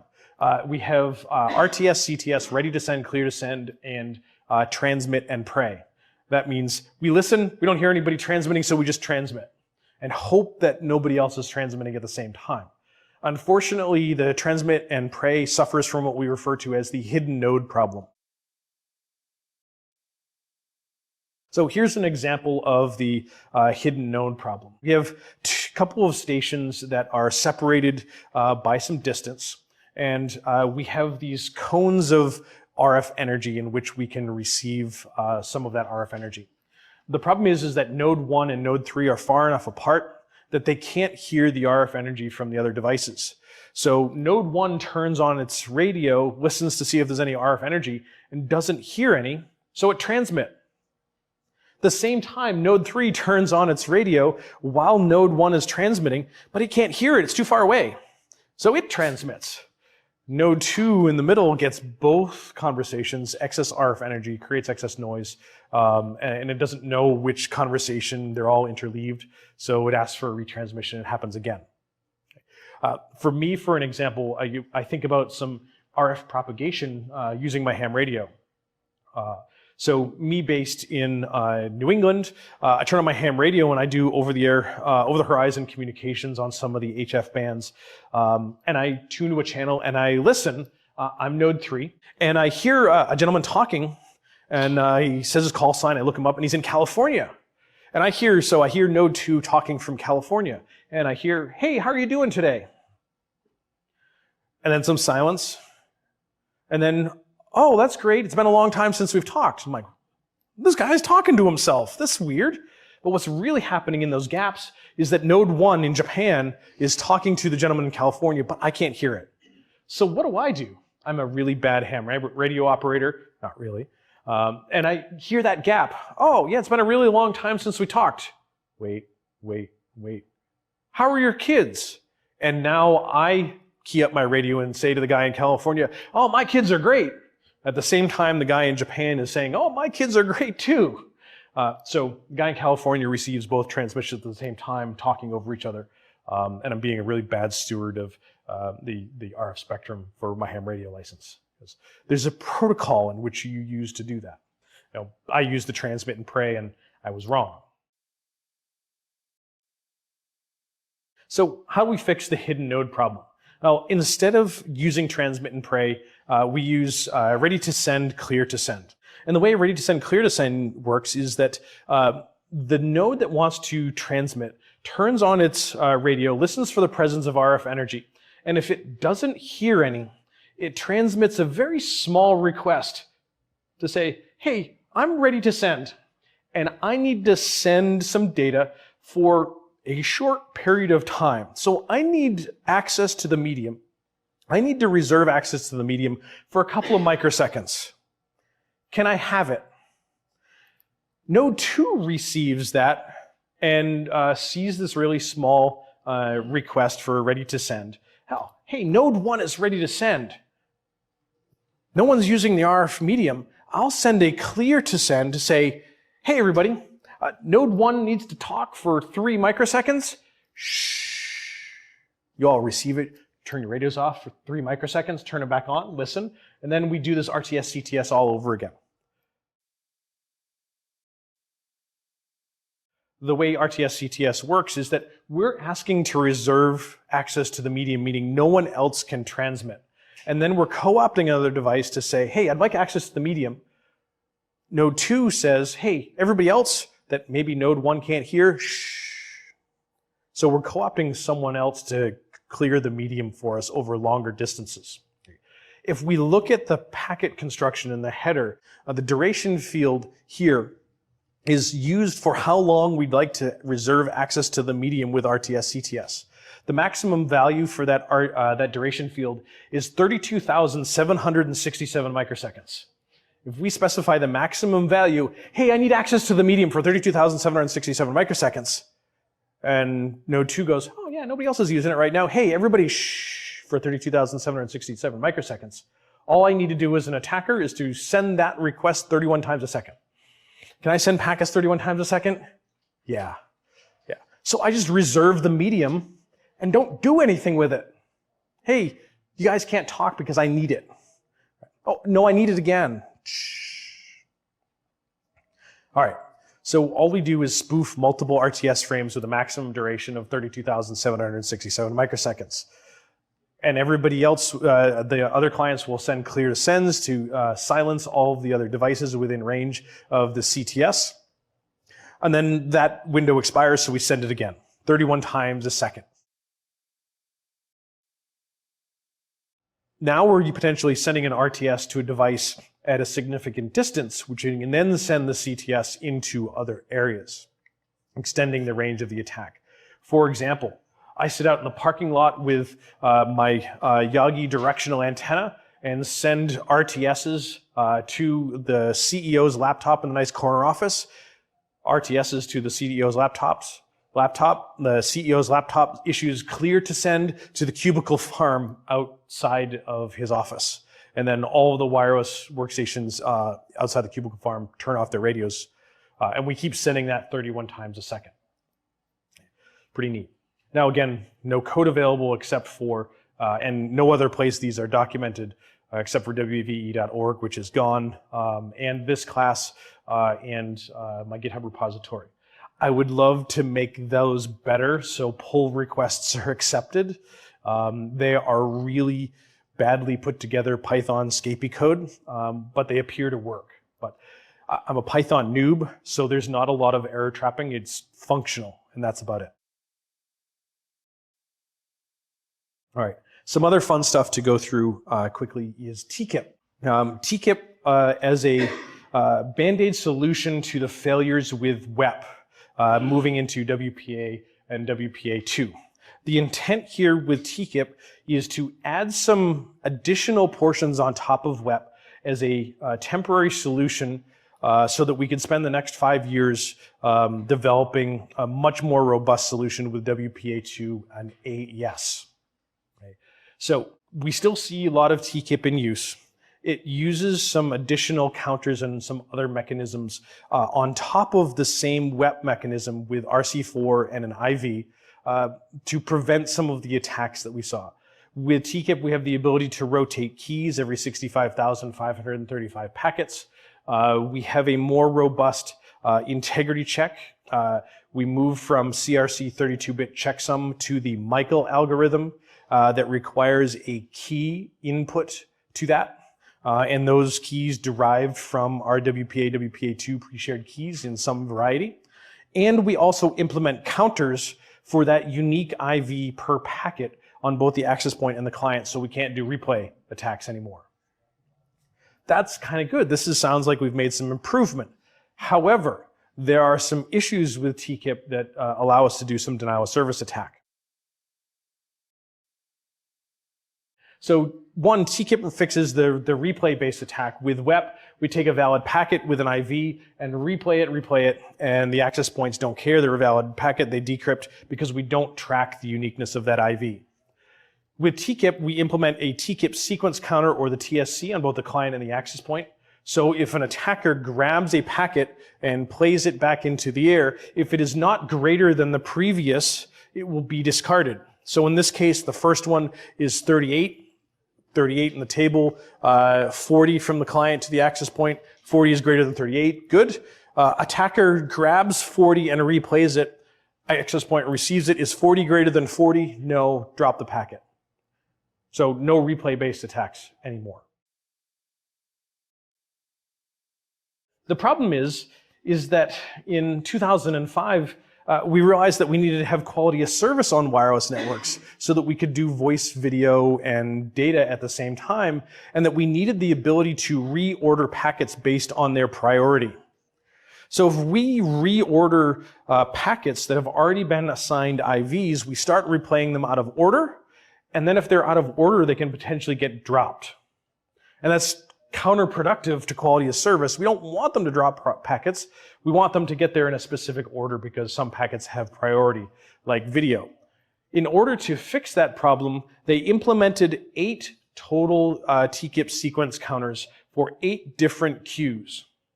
So they're going to have 8 different types of service. 4 defined by the spec and 4 for the manufacturers to use on their own. So multiple independent, unsynchronized TKIP sequence counters, 1 for each queue. So now, based on level of priority, we do those counters independently. Data on 38 into the data queue, voice on 39 into the voice queue at 39, data on 40, 40 is greater than 38. Voice reordered 42 to the voice queue, 42 is greater than 39. Data at 41, 41 greater than 42? No, wrong queue, this is the voice queue. 41 greater than 40? Yes. So we've now reordered these 2 packets. The sequence counters are not sequential, but they're processed on different queues and they are still greater than the previous. Now this becomes interesting because if maybe we can grab a packet and we can change its queue, we can potentially replay one and have it be greater than the previous. So maybe we're back to replay-based attacks. So looking at this one, exact sort of scenario. We have the data queue, the background queue, packet of 222 ends in the sequence counter of 222. The next packet, a video queue, higher priority, 223. In, and the attacker captures it, changes the queue number to be on the data queue, and 223 is greater than 222, so we've taken a packet and replayed it and is accepted because the sequence number is greater than. The problem is, as part of the message integrity checks, we are including the queue number as part of that message integrity check. So if we change the queue number, the message integrity check fails with the Michael algorithm. So that's like the CRC32-bit checksum recalculation fails, so the packet gets dropped. In this case, when the TKIP sequence counter stuff and the queue number changes, the message integrity check fails. But they included some additional countermeasures within the Michael algorithm and its implementation to state if you have 2 message integrity check failures in a 60-second period, you are, the spec says by default, you have to turn off your radio, meaning you shut down the radio itself, the physical radio, for 60 seconds. When you turn it back on, you need to rekey. The intent here was to put a delay, and if someone's trying to recover keys, as soon as you turn back on, you're going to create new keys so their work is lost. But this means all I need to do is to capture a packet and change the queue number to queue number 2 and to queue number 3, send those in a 60-second period, and the radio physically turns off for 60 seconds. Like, what? Yeah, this is super easy to do. The tool JRockets, after the Johnny Rockets hamburger joint, because that's where Josh was when he wrote it, listens for packets with your monitor mode interface and the wireless drivers to do packet reinjection, looks for TKIP data, grabs the packet, changes the queue number, which will invalidate the message integrity check and then replay it, and change the queue number again and replay it. 2 message integrity check failures in a 60-second period, the radios turn off. Now, the one thing that's absolutely fascinating about this is that the physical radio turns off. And if you have an access point that supports multiple SSIDs, hacks of the matrix 1, hacks of the matrix 2, hacks of the matrix 3, hacks of the matrix 1 is TKIP. AES, open, TKIP, failure, turn the radio off, off, off, off. So if you have one access point with multiple technologies, one of them being TKIP, physically power off the radio and take down all of the access points, all of the SSIDs on that access point. Now, that said, some of the advice is to disable Michael countermeasures. Don't shut off the radio, just ignore it, which then means we can start taking packets and replay them with invalid queue numbers and potentially back to the web-based replay attacks for recovering keys. All right, range for denial of service attacks. Sure, we're sending packets, but we can use some long-range antennas and potentially some amplification to create that over some significant distance. There's a story of a gentleman in San Diego who wardrobed the city, collected all the MAC addresses of access points in the city, went up to his apartment in the hill with a 200 milliwatt wireless adapter, which was pretty robust at the time, an 18 dB grid antenna to a fairly wide swath, and a military surplus 8 watt 2.4 gigahertz amplifier. Back of the cocktail napkin math, it's like 1,500 watts. This is a lot of power. Had this antenna mounted on his balcony, the railing of his balcony, and then performed deauthentication attacks at 1,500 watts from the hills looking over the city. It was affectionately known as the day the Wi-Fi died, and apparently made it to the local paper because everybody's Wi-Fi died that day. So, how do we protect ourselves against denial of service attacks? Well, the IEEE has basically thrown up its hands and said, sorry, we're not going to do anything to fix it. If we do, we have to rewrite the 802.11 spec. We have a couple of protocols, 802.11i and 802.11w, that can deal with some cases, but we're not going to devote any more time to updating the specification to include additional protections for the existing deauths and all of that type of stuff. Why? We're not going to devote all this time. Why? Because as all-powerful as we are as the IEEE to set all these standards, we can't change the laws of physics. The physical layer will always be vulnerable to RF jamming-based attacks. We can fix the protocol 7 ways to Sunday, no one can do deauths, and all they need to do is generate excess RF noise. It may be illegal to do so, but they can still do it. So we can't yet change the laws of physics. So sorry about your luck. So yeah, not going to go away anytime soon. So what can we do to prevent denial of service attacks? Employ RF barriers, so Faraday cages. Let's just all move underground, and then the mole men will also have denial of service attacks. Okay, wireless LAN IDS for sure may not prevent them, but gives us the ability to detect and gives us the ability to respond and locate. The biggest one, come up with a plan when your wireless network goes away so that you know how to proceed like a disaster recovery type of scenario. Some potentially significant impact. We have persistent and non-persistent attacks. We can target the physical medium, the MAC 802.11 layer, and or the clients, which we'll see with some fuzzing coming up here. Okay? And we have a bunch of tools to make this happen. It's difficult to protect against, and it won't be going away anytime soon because the RF medium will always be vulnerable. All right, I'll let you do the Wi-Fi fuzzing. This one is Lab 2.3 for denial of service attacks. All right, let's take a look at doing some fuzzing for bug discovery and introduce the concept and get you guys to put some hands on to actually doing some execution. I'd highly recommend for this one to use the online version of the lab workbook so you can copy and paste because you're going to be doing some fairly decent amount of Python with Scapy. So there's lots of typing involved, and if you don't have to do the typing, you can copy and paste. Do some pretty good description about what we're actually doing with the Scapy as opposed to typing it. And lots of people make some mistakes when they're transposing from the written workbook to the typing, and that's typically where I see the mistakes.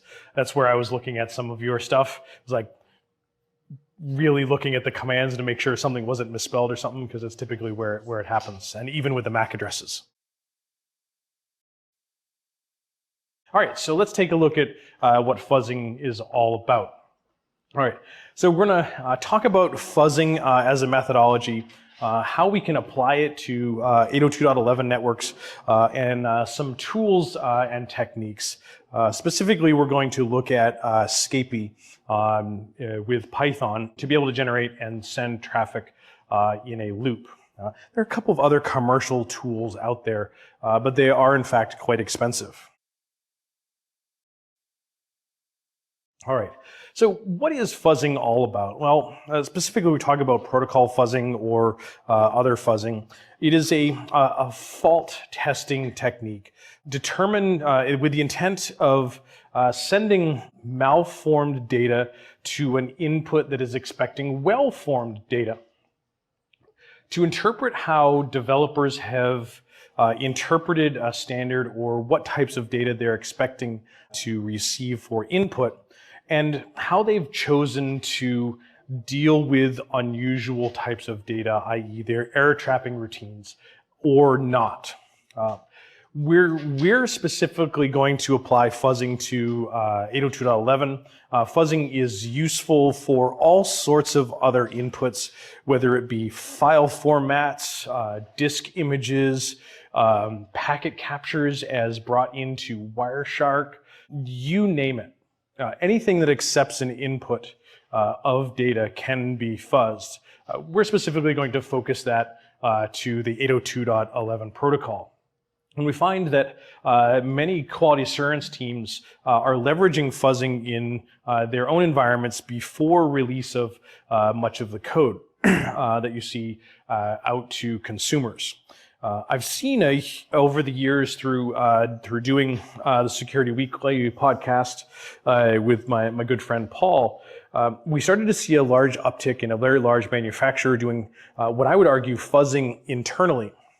Cisco has started to do a lot of their own advisories stating that, hey, we found that there's one device in this configuration that should probably never exist because it's not sane, is loaded onto the device. It causes the device to crash or reboot. And I suspect this is likely because they're fuzzing their own configuration. Now, many QA teams like to do all that fuzzing before it gets released, but there are just so many options and so much volume for them to test that they release at the lowest common denominator stuff that will really work, and then they test for these really crazy outside cases later. And I've been seeing more and more of these types of things documented at Cisco, and the findings say, hey, if you have these weird things on your Cisco router, firewall, you name it, it causes the device to reload. Credit to this Cisco internal PCERT team, meaning they're doing testing internally. So can be really successful at bug discovery. And we had some examples here in the slides for some really older stuff. And we continue to see newer stuff over and over again.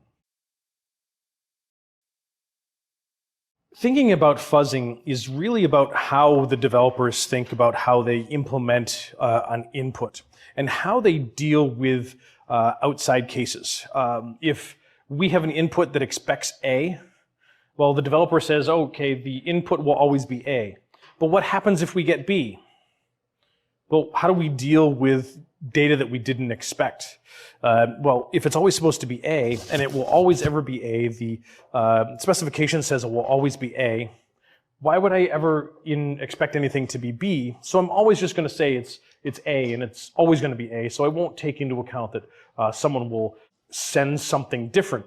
If we send something different, maybe something happens that is unexpected within the application because they didn't account for anything was outside what they expect. And the joke here is that developers implement specifications most of the time, and many times that there's some options left for the developers to interpret and don't account for anything that could be outside of what they expect. We can abuse the way developers think and how sometimes they improperly implement specifications and use this to find flaws in the processing of data to those inputs. The more complex the protocol, the more opportunities we have for malformed inputs to be sent or received, and more opportunities for developers to have made poor decisions about how they do their error handling for unknown or unexpected input, whether it be data that they didn't expect or data that is too short or too long. Okay. Ultimately, I see the objective here is doing fuzzing by sending that malformed data to trigger conditions within the code so that I can perform remote code execution, so I can gain remote access to systems. I mean, I think that's really the end goal, and going for the gold in those cases doesn't always work out that way. So absolutely, fuzzing is still very relevant to discovering bugs.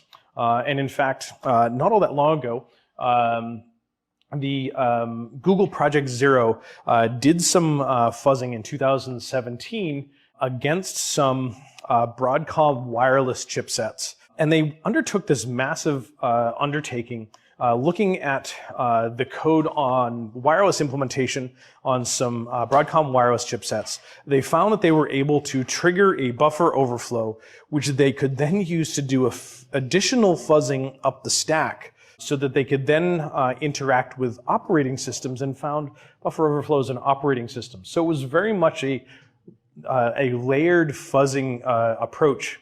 And their write-up is something like 6 huge blog entries detailing all of the things that they went through and testing the Wi-Fi, the Broadcom Wi-Fi system on a chip to affect remote code execution on Apple iPhones.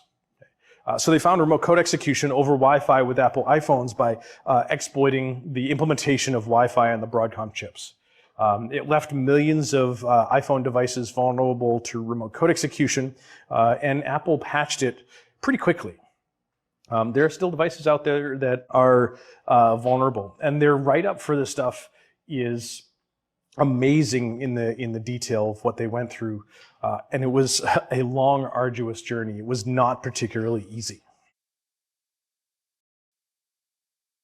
All right, so thinking about Wi-Fi and how developers implement this specification, here's one of the classic examples with Wi-Fi where developers make mistakes. The specification for the SSID information element in a beacon frame says that the SSID is between 0 and 32 octets. An SSID field length of 0 is used within a probe request frames to indicate a wildcard SSID or a hidden SSID. The wildcard is also used in beacon probe response for frames transmitted by mesh stations. So a 0 to 32 octet SSID, meaning that the SSID should never be over 32 characters long. The problem is, as we saw yesterday when we were looking at the SSID information element, we had a variable length field, but we needed to tell the processor how long the information is so that we know when to stop. Our example was 4 bytes sans 4 bytes long. The problem is that with the information element for the SSID, we can specify up to 255 characters in length, because the length field allows us to define FF, 255 characters. But the spec says the SSID should never be longer than 32 characters. But we can define it longer. So what happens? Developer reads the spec, says, oh, it will be, the length of the SSID field is between 0 and 32 octets. So they allocate up to 32 bytes of data on the stack. They read the information element in, and it says 32 length. The SSID is 32. We pop it in on the stack. The problem is that we can define 33, 34, 35. Developers say, well, why would we ever have more than 32 there? Because the spec says it will never be more than 32. But we can define up to 255.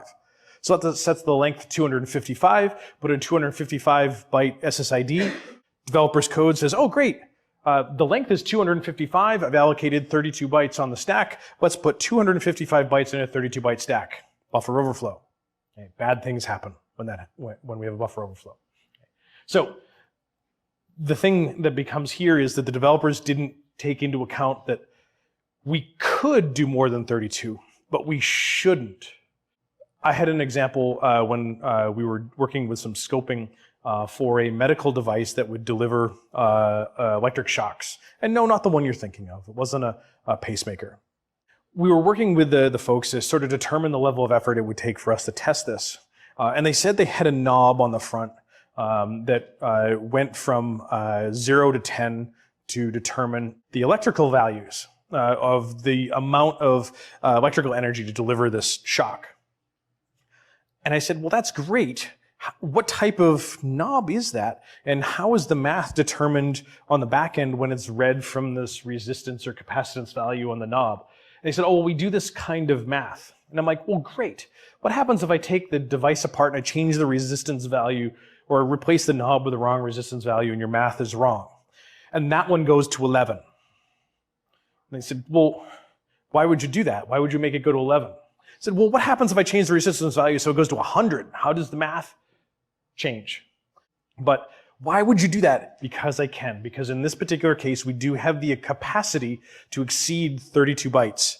And the developers often say, well, the spec says it won't be more than 32, so why would I ever consider that someone might give me more than 32?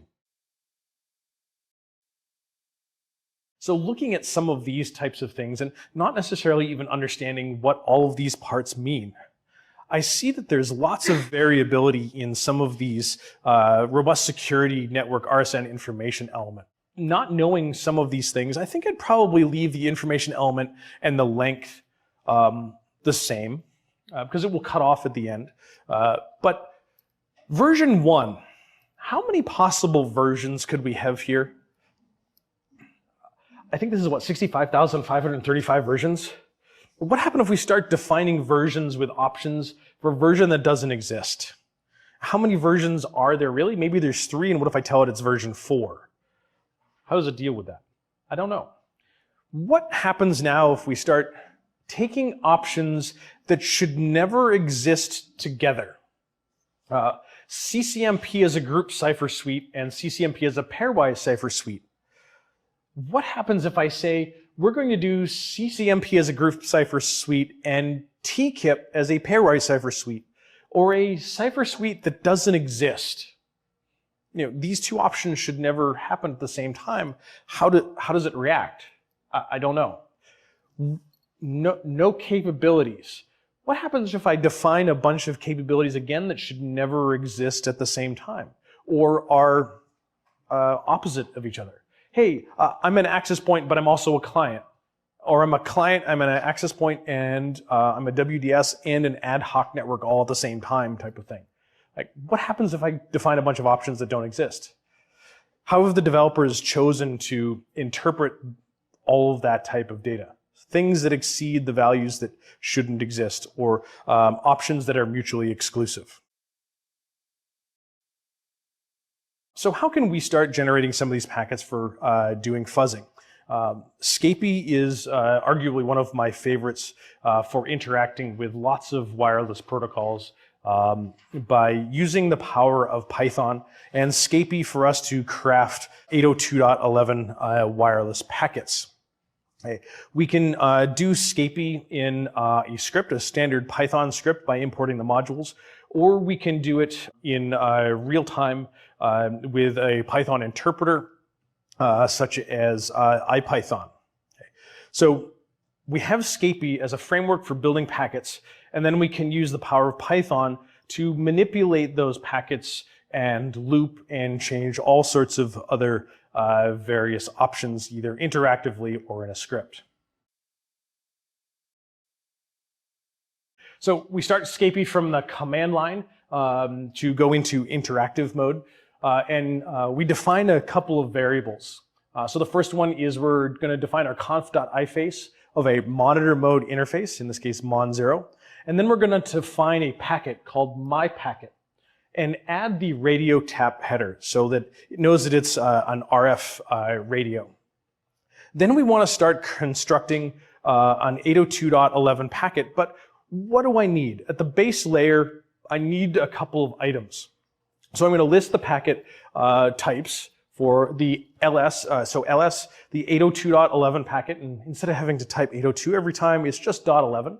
And it tells me that I need a type, subtype, a protocol, addresses, so forth and so on.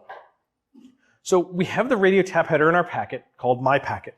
Now I'm going to append to my packet with the /, and I'm going to define a .11 packet of type 0, subtype 1.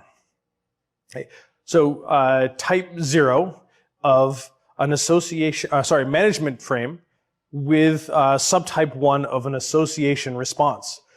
I'm going to define some addresses for broadcast and some destinations and so forth. And then tell it to list my packet. Radio tap header, we've got an 802.11 packets, an association response, management, and our various addresses. We can now send the packet with send P, referencing the packet, and sends one packet into the air. Hey, we created an association response packet and sent it into the air. Cool, with Python. There's lots more we can do. We can also use it in a script. This one, we are creating a probe response. So in the script, save it to disk, and we can run this over and over again, non-interactive mode. We tell it to use the Python interpreter, import a couple of libraries, including Scapy and the system libraries, define some variables for our addresses for target, access point, and our interface, our monitor 0 interface. We define our packet as P with our radio tap header, and then start constructing the packet. Generating some timestamps using random numbers with the power of Python, some reverse byte numbers of specific lengths for our beacon interval, defining some additional variables for our SSID. So information element.1, we want to fuzz all of those values. Take the maximum possible length for all of the possible options, start with all zeros and move to all Fs. So the fuzz parameter will actually iterate through all of the possible values for the information element of ID1. Once we've finished with the packet, we send the packet with send P, the packet of P that we created. We're going to do one loop, one run through, with an interval of 0.1 or 10 times a second. It will then send it in a loop, iterating through all of the values where we've defined for fuzz. So we don't have to define each one of these cases automatically.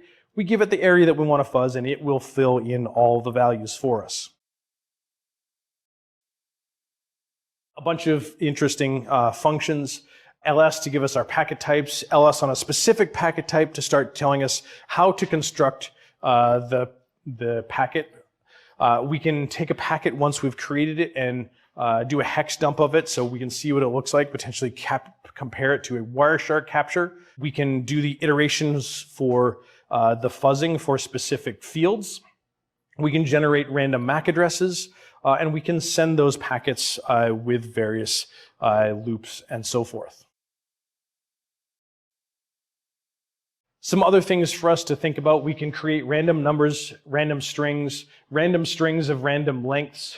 We can create reverse byte order numbers. We can create hex numbers. We can reverse order hex numbers that we've already generated. The power of Python for us to be able to manipulate data. One of the things that I was back and forth with Joff Thayer about, and we're still trying to figure out what the heck's going on because his doesn't do it, yet mine does. Determining random numbers with Python and Scapy can be different.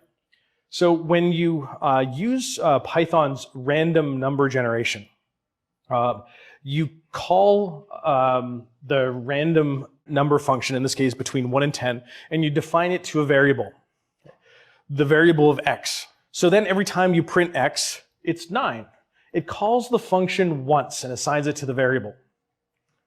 You call X again, and it's not a new random number, it's the random number that got assigned to X with the Python functions. However, if you use Scapy's randnum function, you defined randnum to X between 1 and 10, you call X, and it goes to use the random number function, generates a random number, and returns 3. You call X again, it goes back to the random number function and generates a new random number, in this case 6.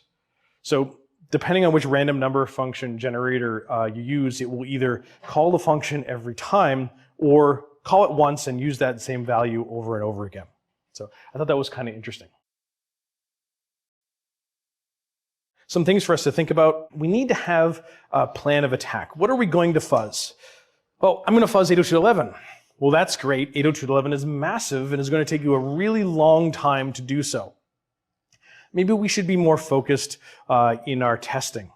When we do some testing, we want to make sure that we are recording the traffic in the air. So if there is some error condition, there is a crash, we can stop the test and examine the packets that were sent in the air and examine a few of them and attempt to replay those individual packets to see which one was actually crashed it, as opposed to having to go and test millions of packets over and over again.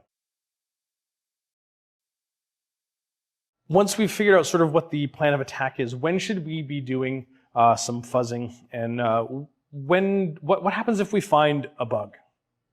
Okay, so figure out what we want to focus on. Maybe spend some time reading the specifications and think about logically about where developers may make some mistakes, and focus our attention there.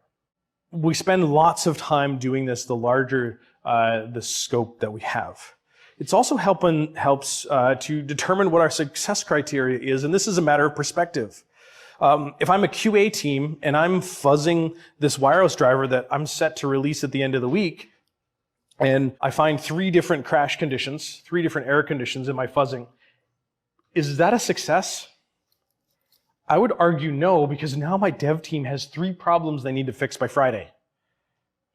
If I'm a QA team and I do the fuzz testing and I find no error conditions and I have to release Friday, is that a success? I would say, yeah, my dev team did a really good job with lots of their error trapping. If I'm a penetration tester or an exploit developer and I fuzz this wireless driver that just came out and I don't find any buffer overflows and no error conditions, is that success? Not for me as an exploit developer, but success on the developers. If I do the same thing and I find three opportunities for crash, is that a success for me as an exploit developer? Oh, potentially. It's certainly on the right path. Some other things, when is it a good idea to do some of the testing? When you've taken all of the other sort of low-hanging fruit into account, you've got good wireless intrusion detection, you've got good encryption, good authentication, your devices are up to date, you have a good patch management program, you can appropriately deal with denial of service conditions. It's sort of your last resort for testing some of your environment. And if you're deploying some new product in your environment that maybe few people have ever seen on the planet, this might also be a good idea. Okay. In my opinion, if you find a bug, practice responsible disclosure. It's just my opinion, my thoughts on being someone that hires folks fairly often. The responsible disclosure methods that I see and see people use really tests people's ability to work with diverse teams, to set boundaries, to communicate effectively, and to negotiate various release dates and so forth. Those are the types of people that I want to work with because they're really effective communicators. They're willing to listen to both sides of a story and be able to change the way they may operate and not just be set in stone, and be willing to be somewhat flexible but within reason. Just about anybody could find a vulnerability and make a big splash and publish it out on the internet and, hey, look at me, I'm awesome. And yeah, those aren't necessarily the people that I want to work with, and maybe don't have all of the skills for someone that has to interact with clients. Those are some things that I think about with that. So it's important for us to record the traffic when we're doing the testing so that we can stop the test and examine that traffic that was sent to cause the crash condition. Okay. The big one, don't forget to stop transmitting if you have that crash condition, because then you have too many packets to examine. You don't exactly know where it happened. One of the ways we can do that recording is with text-based Wireshark. We do it with Wireshark GUI as well. And in this case, we're using text-based Wireshark to capture in a ring buffer. We can do this with the GUI too. So we're going to capture on Mon0, no name resolution. We're going to have a maximum file size of 250K, maximum of 3 files, so maximum of 750K worth of packet capture. We're going to call the packets Wi-Fi fuzz, and then they will increment based on the amount of data. And we're going to apply a filter of the wireless LAN address equal to source and or destination of our target. So we send a packet, we get a response. We record both of those. Okay. So the source and or destination on that. And not all the other stuff in the environment, because we'll create a whole bunch of excess packets in our packet capture there. So when is it appropriate? Maybe I got ahead of myself a little bit. Not your first avenue of attack. When you've got all of this other stuff in your environment, well thought out and well implemented. We talked about fault testing, fuzzing as a fault testing techniques used by quality assurance folks and exploit developers. Quite often success on both. There's a history of success against wireless implementations for fuzzing, many of them over the years, and against all sorts of other implementations outside of just Wi-Fi. And specifically, we talked about Scapy as a free tool for being able to do so. There are some commercial tools available. The one that I've seen, and I'm not sure what the current state is the Wi-Fi fuzzer from Codenomicon.